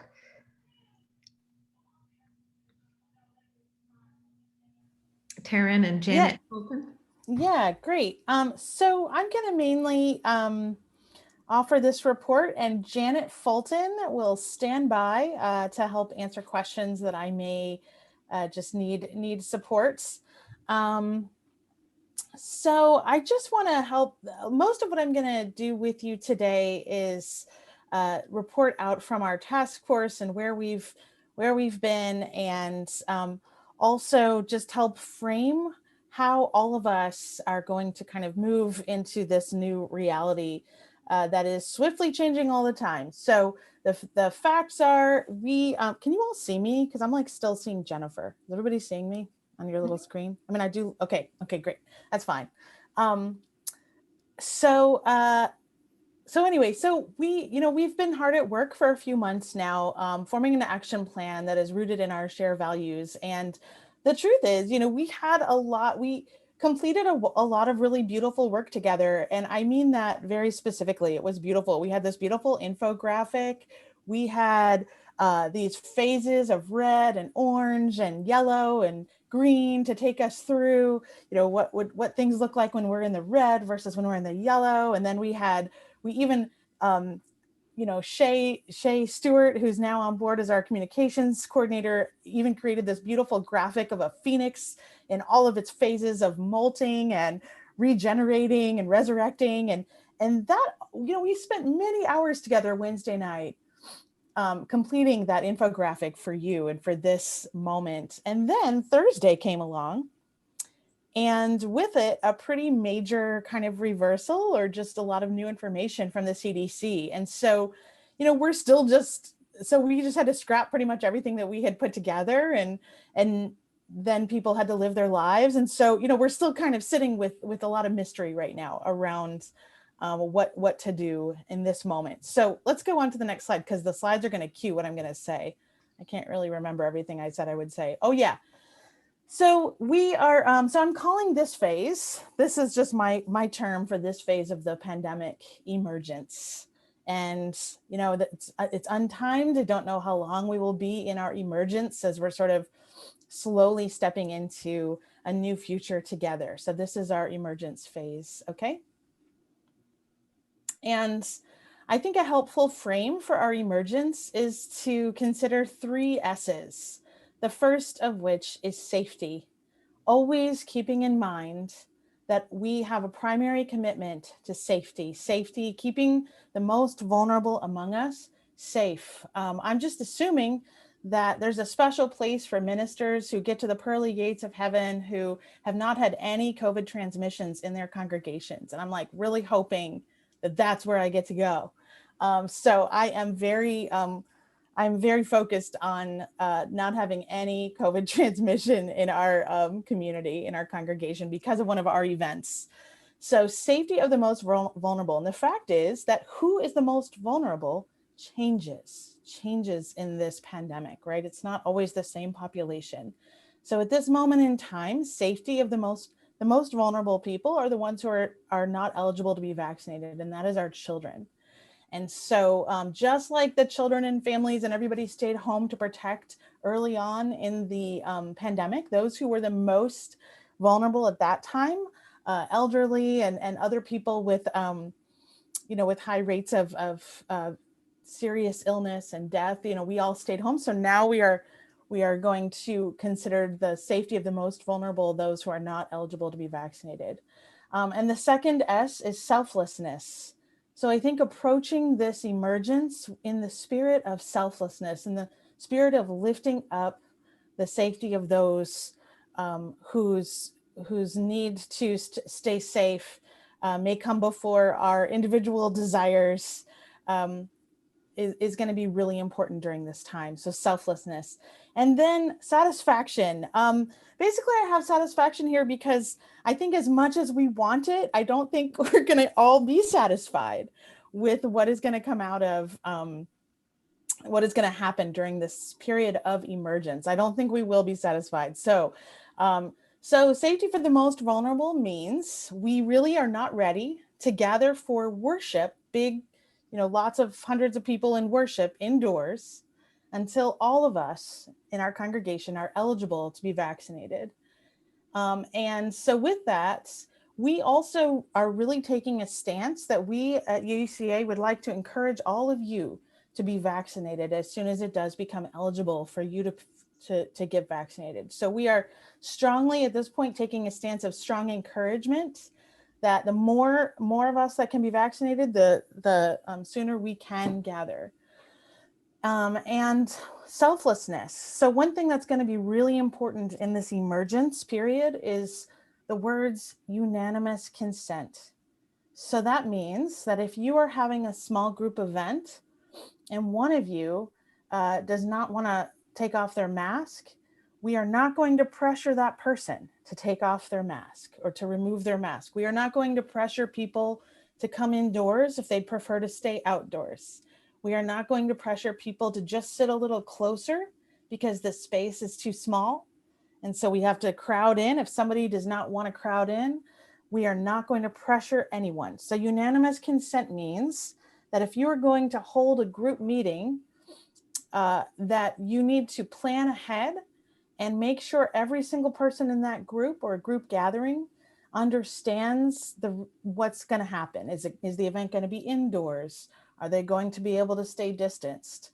Are they going to be asked to wear a mask or not a mask? So that will all be determined before the event, and unanimous consent you will get unanimous consent as the leader of that event before you hold your event or meeting.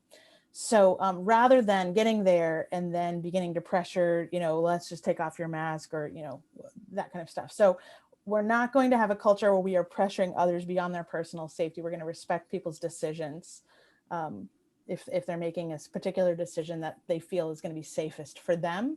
Maybe they don't know everybody who's vaccinated, or maybe they have, we're not going to ask people if they have an autoimmune disorder or another issue that's keeping the vaccine from working as well for them. So rather than just try to pressure anyone or question anyone, we're just going to accept and what everybody wants to do for their own safety. And then finally, satisfaction. I know many of us are ready to go ahead and have in-person worship tomorrow. It's been a very long year of being apart. And on the other hand, Jeep Hook, they don't have all the expertise and experience and just the chutzpah that our team has. And then the fact is, we now have a global congregation. We have people who are tuning in regularly outside of Atlanta all the time, every single Sunday. We have some congregants who have moved away, moved to Texas or even South Africa or Geneva, Switzerland, who are still tuning in to our online worship and making contributions as members. And so we cannot just abandon our high quality worship. So that is something that we have realized we will need to maintain in not only into this emergence period, but far beyond it as well. We are now a global and local congregation. Staff and leadership bandwidth in a profoundly difficult year is real. So that's another complication to just pivoting all the time and trying to now switch to a multi-platform worship. The truth is the treehouse looks really good, what you see online, and then all around it is kind of a mess. So there's a lot of work to be done to clean up the space, and just the fact that we have worked so hard this year to put together this worship Sunday after Sunday, virtual worship, and to make it something that is authentically connected to you and not just a show, but that also has a high production value, with Don, not just doing most of the music himself every Sunday, and me serving as the liturgist and doing the call to offering. And, it's just, there's kind of a bandwidth issue as we get to the end of the year. Some of us are becoming crispy. And so that's something we really need to consider as well, how much we ask of our staff. And then the other fact is the sort of unfortunate complication is that our treehouse is a poorly ventilated and too small space for our congregation to safely gather together. We're not unable to open the windows in the treehouse. The air circulation is not terrific. It's not all that safe. And so, and then the space is just too small for all of us to safely, to really feel like we can safely come together. So these are sort of our major complications going forward into emergence. So we are going to continue talking and meeting as a group. We don't have a lot of conclusive information for you, except to let you know that small groups are able to meet now. So if you're in a small group ministry, if you are in a neighborhood circle, if you are part of a covenant group or part of another smaller group, you are welcome to meet. And if everybody is vaccinated in that group, you can, by unanimous consent, meet indoors without masks. So that is something that we know now. That's about all we know right now. And we will continue to create opportunities for you to connect with each other and as much as we can to connect with our new property. We will hold the COVID task force will hold some town halls coming in mid-August. So please stay tuned for that, when hopefully we will have more decisive information about how we will come together for worship. Okay, Janet, what did I forget? I think you did an awesome job, Taryn. I think that there's a question in the chat about what is unanimous, or in the Q&A around what does unanimous consent mean. I think Sean and Sharon are addressing that question. Yeah, I think I think what you said at the beginning is really important to kind of reemphasize, is that as a task force, we were all set on kind of developing, really specific guidance around what level of risk was occurring in our community and really in DeKalb County. And then on Thursday, we got word from CDC that, if you're vaccinated, you can really kind of return to normal life. If you're not vaccinated, then you still have to observe those same precautions and use the same principles that we've always used around distancing, masks, hand washing. And so I think, we need to adjust to those, and we need to, answer questions and deal with the issues of convening, in relation to the most current evidence that we have and most current guidance that we have. We've really been looking to the CDC for their guidance. I think a lot of us are familiar with it and trying to use that as best we can. But I think the point about, kind of trying to be flexible and to pivot when we need to is really important to think about, because, it is a new virus and we're just constantly adjusting to the situation. And I think your one point around having grace for all of us, and we're trying to put out the best guidance that we can for everyone. So I think you did a great job, Taryn. I don't have anything really concrete to add, but just to say, thank you to everyone, and thank you to you really for your leadership in this. And I hope that, I think the town halls will be amazing and super helpful for folks to really, so that we can kind of try and answer questions as best we can. So thank you, Janet. And I saw just a question about, can small groups begin meeting in the treehouse? And I think just to give our operations a little bit of breathing room to get the treehouse ready for such a thing, because we've been spending this year reserving space on Zoom, and so now we're going to be reserving space on Zoom and space at the treehouse. So I think I can say that beginning in June, we could probably begin meeting at the treehouse. Okay, Travis has a question.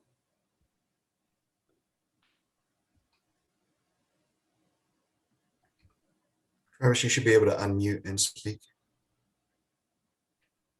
Okay, I did not raise a question. I'm sorry. I don't know what did that. All right, Oh, okay, well, it's lovely to hear from you. Okay, and then is the next thing that's happening also the executive report? Oh, who is the contact for questions? taskforce@uuca.org. Yeah, there was a lot of discussion, like a long time discussing about what is considered a small group. And it's a great question. And I have my answer, but I don't know that would represent the group. So yeah, if people can send questions to that email address, then we will powwow about that and let you know. The main thing is, the group, is everyone in the group vaccinated? That's sort of the main question, more than even size. So yes, we are definitely going to continue our high quality virtual worship. That is for sure. Yes. taskforce@uca.org. That's it. Is that right? Mm-hmm, yeah. Okay. Karen, I just have to say before you start your report, I believe I speak for everyone in just giving huge kudos to our amazing staff and worship team for what you've done for us this year. It's been amazing and we appreciate it. And we know it's been extra hard and stressful for all of you, but we feel your love and excellence every Sunday. Thank you, Jennifer. And please know that there is nobody on earth who wants to come together in real person worship more than myself and Don. I mean, we really anticipate that day as much as anybody, and just want to make sure we can do that safely. So in my executive reports, I feel a little guilty sometimes because even though, I mean, Bryce and I have said to ourselves, even though this has been such a challenging, difficult, sad, heartbreaking year in the world, it has been kind of a wonderful year at UUCA. Even though we've not been together, we have enjoyed a lot of successful moments and in ministry. So if you'll go to the next slide. I always have a word for the year. I think I said this last year. So every year I kind of go into the program year, the church program year, with what is going to be our focus. And this year the focus was connection, to make sure that as we had to stay at home and had to stay distanced, that we felt connected, that we found ways to feel connection. And so that was really the watchword in ministry this year, was connection. So I hope you felt it. I hope you felt those opportunities for connection. So our annual vision of ministry, that's sort of what the executive is responsible for fulfilling each year. It's determined by the board and the executive at the board retreat in June. So the first one was to strengthen connection and engagement with congregants' spiritual resources and religious community during a national health, economic, and social crisis across the lifespan. Yep. And so we did do the work of transforming lives through creating worship. I made this joke a lot this year. You know, I did not set out to become a televangelist, but there were moments where it felt a little bit like that. But we did work very hard to create a worship experience that felt authentically connected. And so that's why we made the decision to live stream instead of, pre-tape a lot of things for the most part, and why we live streamed instead of Zoom. It was just, we felt like this would be the best platform. And we on the worship team always strive to create worship that is responsive to the world around us, to what's going on in the moment. Worship that is grounded in our UU tradition, and to take you maybe through some peaks, some valleys, but eventually to the mountaintop in the style of preaching that I was trained in. It's called celebration preaching, which is a long Southern tradition. And also to have worship that is holistic, where the time for all ages, the story for all ages, and the music and the sermon and the readings are all echoes of one another, are all reverberating. So, maybe the sermon didn't capture you this time, but maybe the story really captured your imagination. Or maybe, the story wasn't it for you on this Sunday, but the music really spoke to you. And so we're hoping that all of these things are in conversation in your heart and in your spirit. And that is helping you get through another week. So our worship team, we meet every single week. It's myself, Don Milton, our fabulous music director, Laura Beth Brown, our director of Lifespan Religious Education, who came on board and moved from New Jersey to Atlanta in a pandemic, just incredible. Dr. Tony Stringer is a vital part of that worship team. Elizabeth Field joined our worship team. She is the director of the UU Moves movement choir and helps us think about embodied worship. And then Shay Stewart has also joined our worship team now as our communications director. So these were our worship themes for this year. At the beginning of the year, we go on retreat together and think about what kind of spiritual messages will help you, will fill your cup, will get you through this year, this life. And so in August, our worship series was The Illusion of Separateness, focusing on how to stay connected. And then we had our capital campaign season, Building a New Way, which I'll talk about a little bit more, followed by Tikkun Olam, repairing the world in October and November during that extremely anxious time and divisive time. We wanted to talk about world repair. And then qualities of resilience, just thinking about what gets us through such a stressful, anxious, and lonely time. So those qualities of resilience. And then January and February, our worship series was called The Crowded Table. So talking about all the disagreements going on, all the different types of diversity and how to reconcile it all. Designing a life, that was February and March, was just a time to talk about life design, the kind of life you want to live as we look to emergence from a pandemic. Followed by tiny revolutions. What are those tiny revolutions to get some power, some feelings of empowerment back into your life? Small things you can do that make a big difference. And then we've been working on Normalize This in April and May of 2021.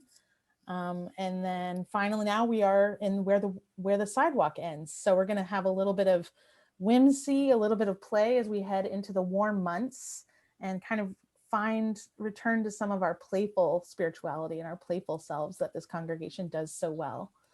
We also had an amazing slate of guest preachers that I just wanted to remind you of this past year. Our community minister, Megan Lloyd Joyner, Reverend Kyama Raman, who preached about Black women in Unitarian Universalism, if you'll recall that. Reverend Jim Keat, who gave part of his sermon from within his refrigerator. If you remember Jim, he's a digital minister. Reverend Natalie Renee Perkins, who also gave us a sermon from New York City. Reverend Jonathan Rogers, I think, preached the roof off the place, talking about his experience in the election. Rabbi Joshua Lesser of Congregation Bet Chavarim, who preached last December. Reverend Duncan Teague, who joined Dr. Tony Stringer and Ayanna Coffey Stringer in a beautiful worship about African-American Unitarian Universalist ritual. We also heard an awesome sermon from Jason Delaney that helped us think about work and labor last year. Don Milton III preached a wonderful sermon about how to deal with the differences and binary arguments presented to us in our lives. So we had a great slate of guest preachers this year. I felt really proud of that. Okay, in our music and arts, hearing from, so we saw a lot of musical innovation this year. You know, we saw Don playing with this loop pedal and just got better and better. Don and Jeep were just masterminds that helped the music sound excellent coming across your computer. And a lot of work goes into that each and every week. And I heard a lot of new renditions of older UU hymns from Don that I just enjoyed so much. And Don brought such creativity week after week, and he just would dig deep into those reserves and bring out some exciting musical offering for us each and every Sunday. Don also brought in some amazing guest artists. Glenn Thomas Rideout, you'll probably remember from Michigan, a Michigan guy as well, who performed such amazing digital virtual music. He himself was that choir just a couple months ago or a month ago. And then also Don got the choir together every Wednesday. You know, they were engaging. They continued to meet the choir and continued to work on their voices and work on their spirit of community. And they also created some beautiful virtual choir pieces for us throughout the year. It was just a great year of collaboration and fortitude and innovation with Don and our music department. So this was also a banner year for religious education. Who works on cultivating, together they work on cultivating wonder, awe, and understanding. So they made an incredible transition pivot from in-person religious RE to digital virtual religious education. They had virtual family chapel, virtual religious education classes. They also put on wonderful spring and summer programming for K through 5th grade last year. They had a number of successful online events. And I just have to tell you that our adult religious education program that meets on Tuesday nights virtually is more widely attended than our in-person adult religious education that would meet on Sundays. So we are, that's one of our complications, is that our adult RE is working better virtually than it actually worked in person. And so that's like one of our many complications that we were discussing in the COVID task force. Well, if it's not broke, you know, why try and change it now? So I hope that you had the chance to participate in one of these amazing adult RE programs this year.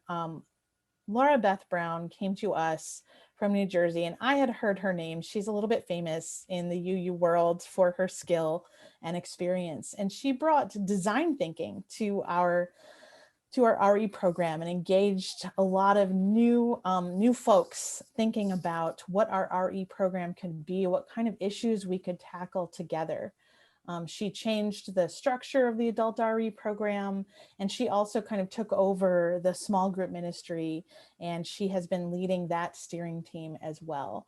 So we are so blessed to have Laura Beth Brown in our midst. And as we all know, she is a deeply gifted storyteller and teacher in her own right. And so I'm really proud of everything they have done. I wanted to speak a little bit about our lay ministry program. I think I gotta I don't know how much time I have, but I probably need to talk faster. So awesome lay ministers this year. Barbara Begner and Tony Stringer are our two lead lay ministers. And then we have Kay Golan, Ellen Beatty, Tracy Gagne, David Hanna, Sonia Tinsley Hook, and Bruce Gaunt, who were just really stalwart members of our lay ministry team this year and did an excellent job increasing care to you. They checked in with you, you know, early in the pandemic, they were making calls to everybody in the congregation just about every week, and just did an amazing job of keeping track of everybody's needs during a time when we were all apart. The second annual vision of ministry that we worked on was to establish responsive social justice infrastructure within UUCA and to strengthen our role in the public square as interfaith partners for spiritually grounded activism. This is one that is sure to continue into next year. Okay, friends, we did amazing work this election week. During this election, we showed up.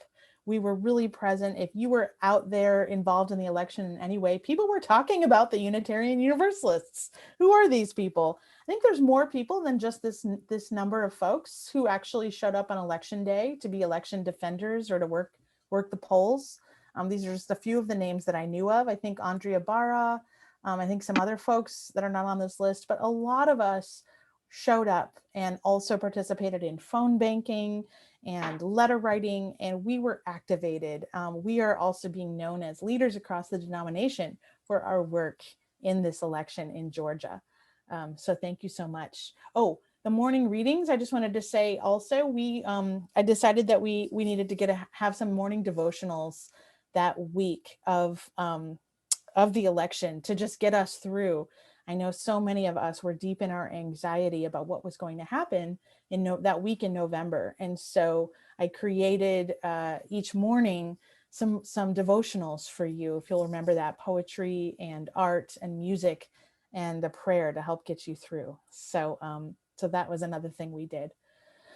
Okay, so social justice. We brought Beck on. Beck Shalizzi came on staff this year and really brought a lot of clear leadership and organization to our social justice programming.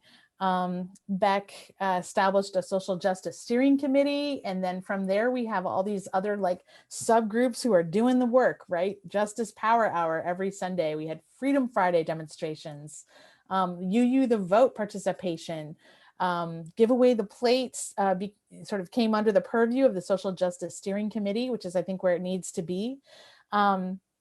And so we had a lot of different actions going on all year, and we are very sorry to be losing Beck now. Is going to be Beck's moving to Florida with their husband, and they are going to be welcoming a new baby. And Beck's husband is going to be starting some new work down there, and we will miss them terribly. It was just an absolute joy to work with Beck. I think Beck transformed our congregation forever in ways that they will never really fully understand, and in ways that we will continue to understand. So So it's very bittersweet, but I'm really proud of all the work that Beck did this year and how we became a truly responsive congregation to the crises in our world and our community. Okay, our the next big goal was to chart the path from visitor to leader. So this is another goal that is just not finished. We are going to continue this work. Digital membership by the numbers. Oh, okay, cool. Oh yeah, we've had 1,648 Zoom meetings since May of 2020, and I think this one makes 1,649. We have 202 neighbors in the neighborhood circles. We created neighborhood circles since we're such a regional congregation to give you a sense of closeness to the UUs who are right around you. 53 participants in our virtual inquirers classes this year, and we welcomed 15 new members, and we're going to be welcoming another slate of new members this on Sunday the 23rd, coming right up. So probably 15 more. And our communications really grew during this time. 400% engagement growth on Instagram and Twitter this year. And I know Shay has just been amazing growing our engagement here since Shay came on. Increased interest and attendance and inquirers and congregant groups. So you all are engaged. You are an engaged congregation virtually. We're making over our calendar system. We're streamlining so many of our systems. We also have 1.44 thousand people, subscribers to our YouTube page. Is that true? That's amazing. So yeah, a lot going on in terms of our communications and growth. Of course, we also had our capital campaign this year. So the vision there is to ground the capital campaign and the vision and ministry of this congregation.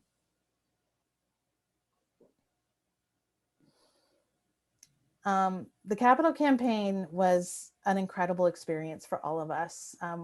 We engaged Clote Consulting, which got us Glenn Wagner, who came to the Youth Sunday this morning. Glenn still comes to UUCA and was very sad to leave this project. Actually, Glenn was our consultant who worked with us.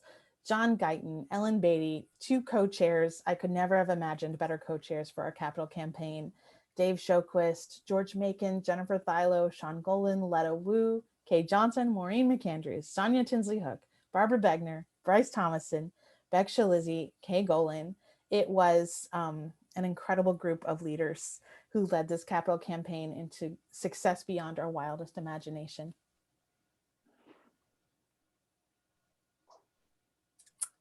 So yeah, we had a successful capital campaign. We raised the money and more. This will continue over 3 years, meaning, when newcomers come in, they're going to be invited to join the campaign. And there's still a few people out there in the wings of UUCA who care about this community, who we still need to speak to. We decided to hold a ground blessing recently, as you heard, just to make it clear, to bless our ground. We have blessed it and it is ours. This is where we're going to raise up children. This is where we're going to bury our loved ones. This is where we're going to worship and connect with spirit and with each other. This is our place. And it was an incredible campaign. 1,440 YouTube channel subscribers. Yeah, that's what Michael Dangerfield said. Okay. So, building a new way. Is this what I said? Okay, so this year was really about, so this campaign was about connection, abundance, gratitude, dreaming, taking risks, and connecting with joy. This was a campaign that was grounded in joy, and I think that's why it worked. Our goal was 4 million. We raised 4.2 million and counting. Okay. I hope you can see what's happening right now at UCA is that I am building a dream team of staff. It is, the Spirit's dream team. I don't know, but I think that we are well on our way. We are so sorry to be losing 2 fabulous members of this dream team who helped create an amazing staff culture with us this year. Beck Shalizzi is going to be moving, and then Ayana Coffee Stringer is going to be moving on to UMan in Roswell to be their full-time director of religious education and continue in that field, which is fabulous news for Unitarian Universalism and for all of us. But yeah, I also, so this is just a staff I feel so proud to serve with. Such gifted, talented, devoted, and dedicated people. These are folks who are excited to work every day. It's a very exciting and innovative time to be on staff at UCA.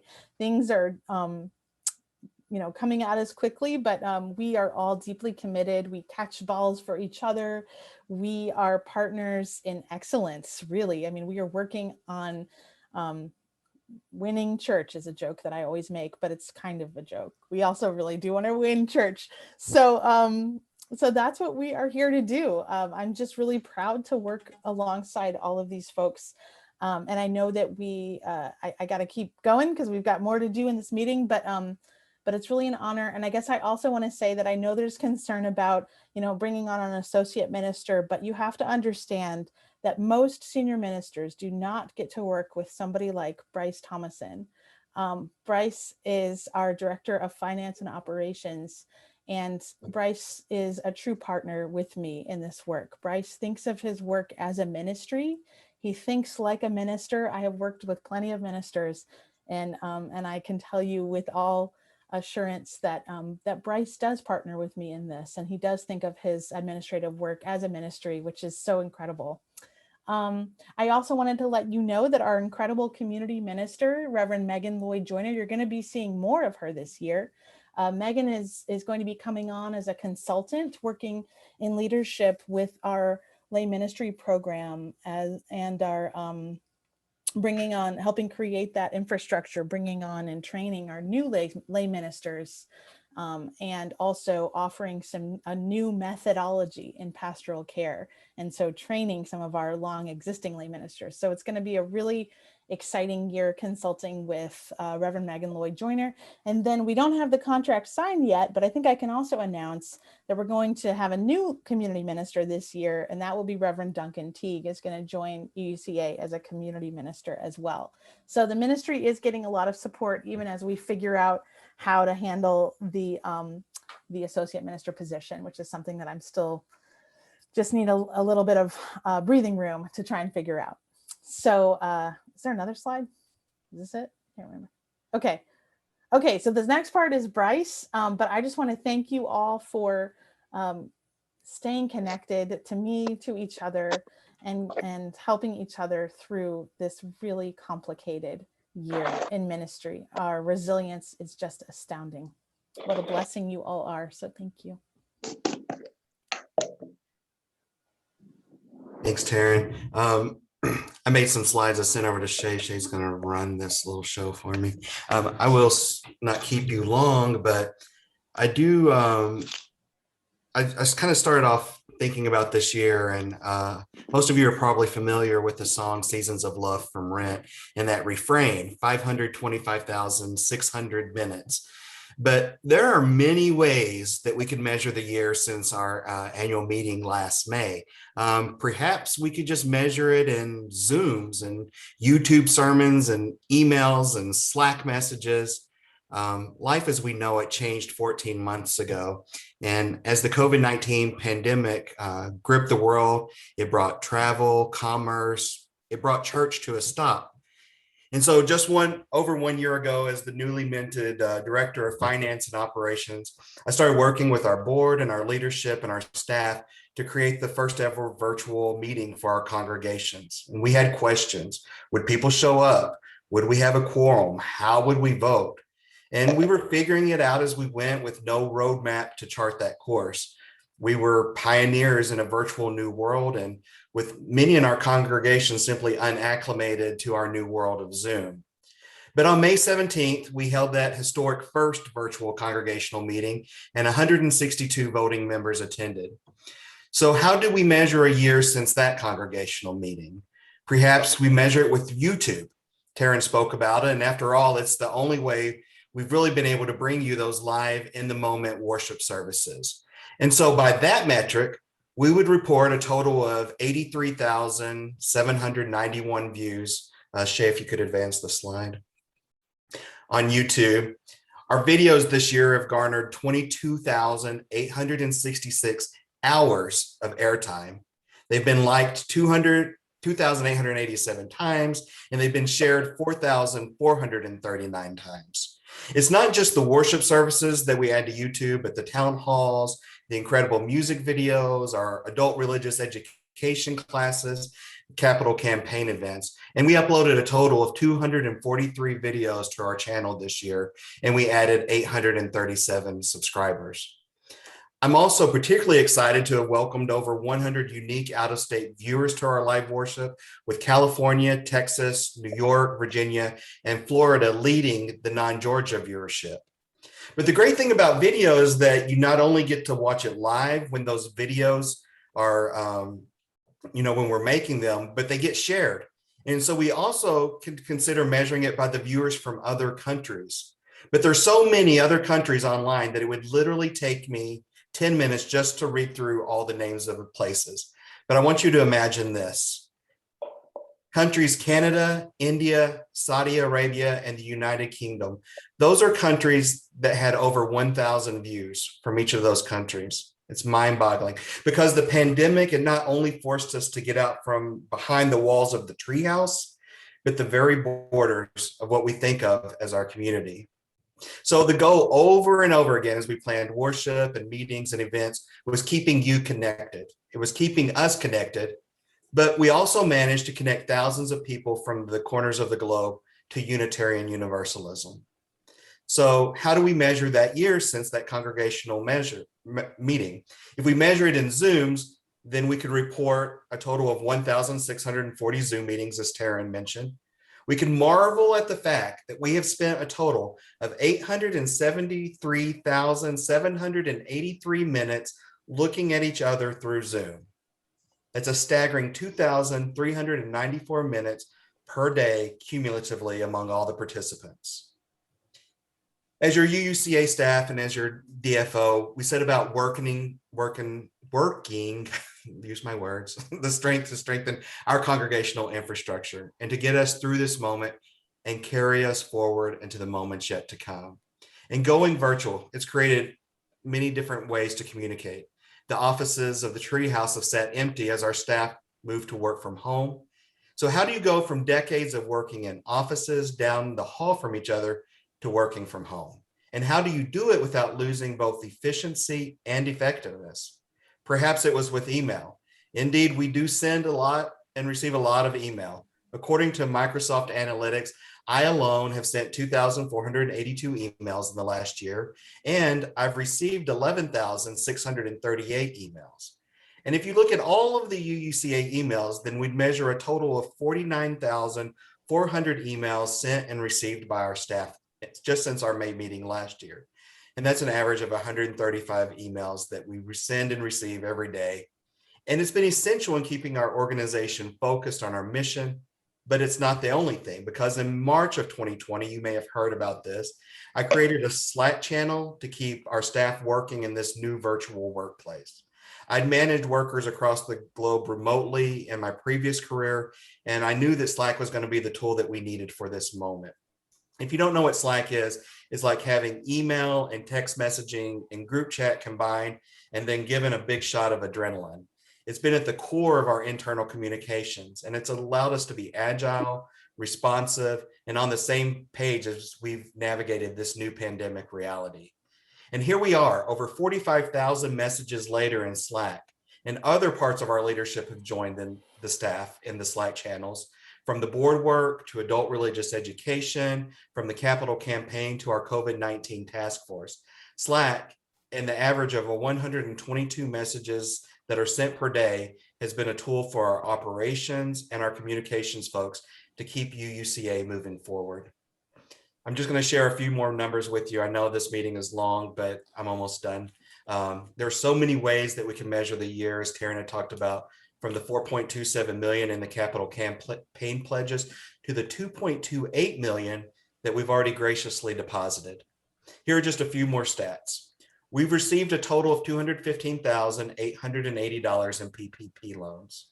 We've processed 310 capital campaign pledges and 328 stewardship pledges. We've continued to give out our quarterly and annual statements to our donors. And in an unusual year, we received, liquidated, and transferred 2,454 stock shares at Charles Schwab.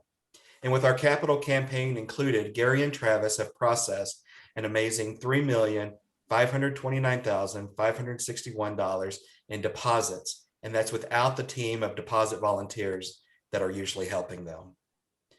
From the 18 new members who've joined to counting the safe in-person events we pulled off, including social justice actions, drive-through water blessings, Moravians, inventive trunk or treating, the ways in which we can mark this year passing as many.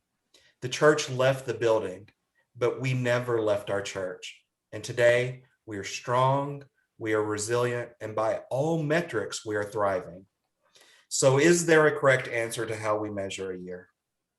No, I don't believe there is. There are many ways we can measure and count, but I do have a favorite. How do I measure a year? It's with the number 1. Today, we mark 1 full year and some change gone by, and we celebrate that we're here. A year ago, we certainly hoped that we would be here today, but we had no idea what was in store for us. And friends, I invite you to look at the people who came today to this Zoom meeting. We are many in number, we are strong, we are passionate, and we are dedicated.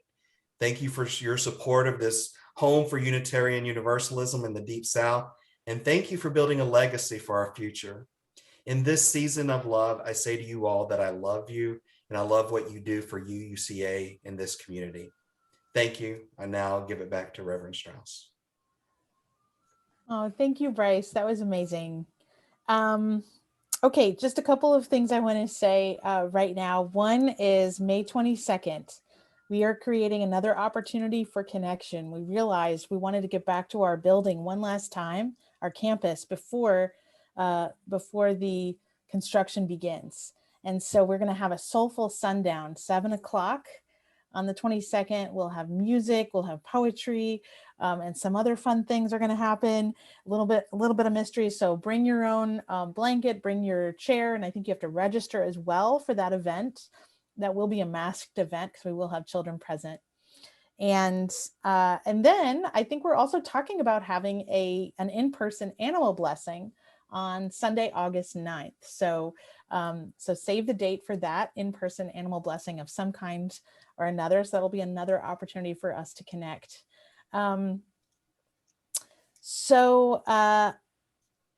Yeah, I just am so honored and lucky and blessed to work with all of you. So many bright stars this year. And I want to know if you could actually, I know it's weird to applaud on Zoom, but could we just applaud our incredible Dream Team staff? It's just, I've loved building worship with you, with Dawn, with Laura Beth. I've loved working with Bryce on this campaign and all this infrastructure. I've loved so much all this new amazing resilience and effort. And, we brought Gary Youngblood on full time as well. We now have a full-time bookkeeper. Travis Vaughn has done incredible work throughout this campaign. We had a great children's music director, Chelsea Green, who worked with the children even virtually. You all saw what Ayanna Coffey Stringer did with the youth this year, and Beck did so much in the realm of membership and social justice, and it's just a fantastic staff. So I love working with all of you on staff. Shay, I'm so excited for all that you've done so far and all you're going to do with us. And I love all of you at UCA. Thank you so much for going through all of this with me, with us. We got through it together. Love you. Thank you, Taryn. I promise my report is short. I just feel kind of overwhelmed, isn't it? I just feel, and I know all of you do, just don't you feel proud to be part of UCA? Sorry, I'm pulling up my, all right, if we could go to the next slide. First of all, thank you to every single board member who served this year. Sean, Maureen, Jason, John, Sharon, Jen, Alan, and John.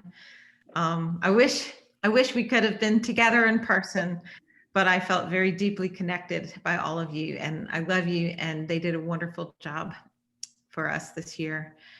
A little over a year ago, our lives changed completely, and your board of trustees have worked very hard to honor your trust in us during this very challenging year. Well, there have been many times this year when I felt disconnected and overwhelmed. I couldn't have imagined how our beautiful services, even on screen, would help to ground me in my values and help me feel lovingly connected to all of you. I've learned that many congregations have struggled simply to stay whole during this time when we've accomplished so much. This year, we completed nearly all of the board work via Zoom, and we stayed healthy and strong. Board members participated in countless Project Phoenix meetings, many capital campaign meetings and visits, Healthy Relations Committee meetings and seminars, nominating committee meetings, small groups, neighborhood circles, 7 congregational town halls, 2 board Zoom retreats, and more. We've met with congregants and committees and listened deeply. Your board is committed to this congregation. We completed a wildly successful capital campaign, exceeding our goals by conducting outdoor and virtual visits and growing closer as a congregation. While we did not quite reach our ambitious stewardship campaign goal, we did exceed the funds raised last year. Our congregation is financially strong. As we yearn for a future in our new home, the board felt it was the perfect time to clarify our vision for who we will be and the difference we hope to make in our lives, in our congregation, and in the lives of and in our world. The board spent the last 4 months holding 12 congregational visioning sessions and many, many hours in retreat, putting your hopes, visions, and ideas into our new renewed values, mission, and end statements. Our roadmap is clear, exciting, and visionary. Congregant participation in committees and RE has been robust. Our town halls and congregational meetings have had excellent turnout. We had strong congregant participation in our 2020 UUA General Assembly. And this year, we're excited to have at least 16 UUCA participants signed up for GA and 12 voting delegates, many for the first time. Our congregation is participating in our democratic processes. Construction documents are submitted, and we're just a bit more of bureaucracy away from breaking ground. On Easter Sunday, Taryn led us in blessing our new home. Our choir sang, and the movement choir brought me to tears.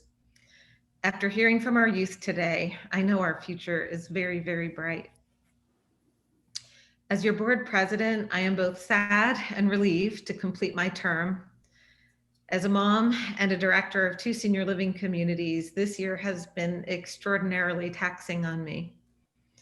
Yet I'll always remember the year of COVID as a time in which I was supported by my fellow board members and the outstanding UUCA staff and connected with love to all of you.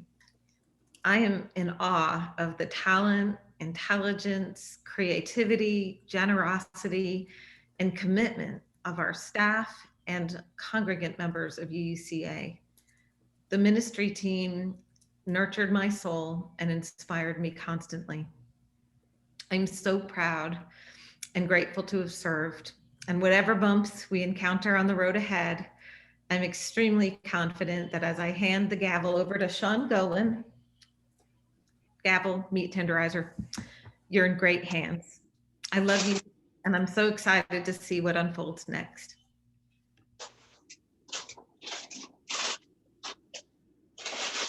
Thank you so much, Jennifer. Or is it process of observer first, or should I speak? I don't think it matters. I did want to, I think it's a good time to share some of the words that the board had for your leadership. And I'm honored to take over. I think you were the perfect president for this time of our congregation's life. And you led with such poise and strength and confidence. Just a few of the words were understanding, calming, inspiring, resilient, universalist, soulful, visionary, flexible, strong, considerate, kind, and giving. And I think, you know, those are just a drop of the things that you led us, you know, by example, and inspired us to be as a board. If anyone could have made Zoom board meetings soulful and full of connection and restorative during a pandemic, I can only imagine you having done that. And so thank you so much for all that you have done. And it was an honor to work with you and to be able to observe your leadership firsthand. So thank you so much for that. With that, we'll do Sharon's, and then we'll do the closing words, and we're going to do an in-person celebration of you at a future date once in the summer. So just a little mystery and tidbit to come. So. Thank you, John. Sharon? Okay, I am going to deliver the process observation with periodic interjections from Sweetie Boy. Okay, did we observe our covenant with respectful communication, good humor and goodwill, conflict, and was conflict or dissent handled appropriately? Yes to all of those. Did we remain on task and focused on the agenda? Well, I would say that we would have to, because this meeting was scheduled to end at 4 and it's like 3:20. So I think we did a fabulous job of sticking to the agenda. How did the agenda and discussion demonstrate our Aramac our Aramac goals? I think that we did well. There were some mentions of Aramac in Taryn's report, and I've got to say that I think that today's youth service was so on point for Aramac. It was just incredible, just incredible. What was a high energy moment in the meeting? Well, there were a couple, but I would have to say that the highest energy moment was Bryce's presentation. I don't think I've said ooh and ah so much in one Zoom meeting for as long as I can remember. Some of those statistics were just mind-blowing. What was a low energy moment? Well, I think if there was one, it was probably counting the quorum. That always seems to be a lengthy process before we can actually really get to the good stuff. And what was the most meaningful part of the meeting? And I would have to say meaningful would be Jennifer's parting speech. I think she's always so full of heart and emotion, and that was very, very touching. And that ends the report.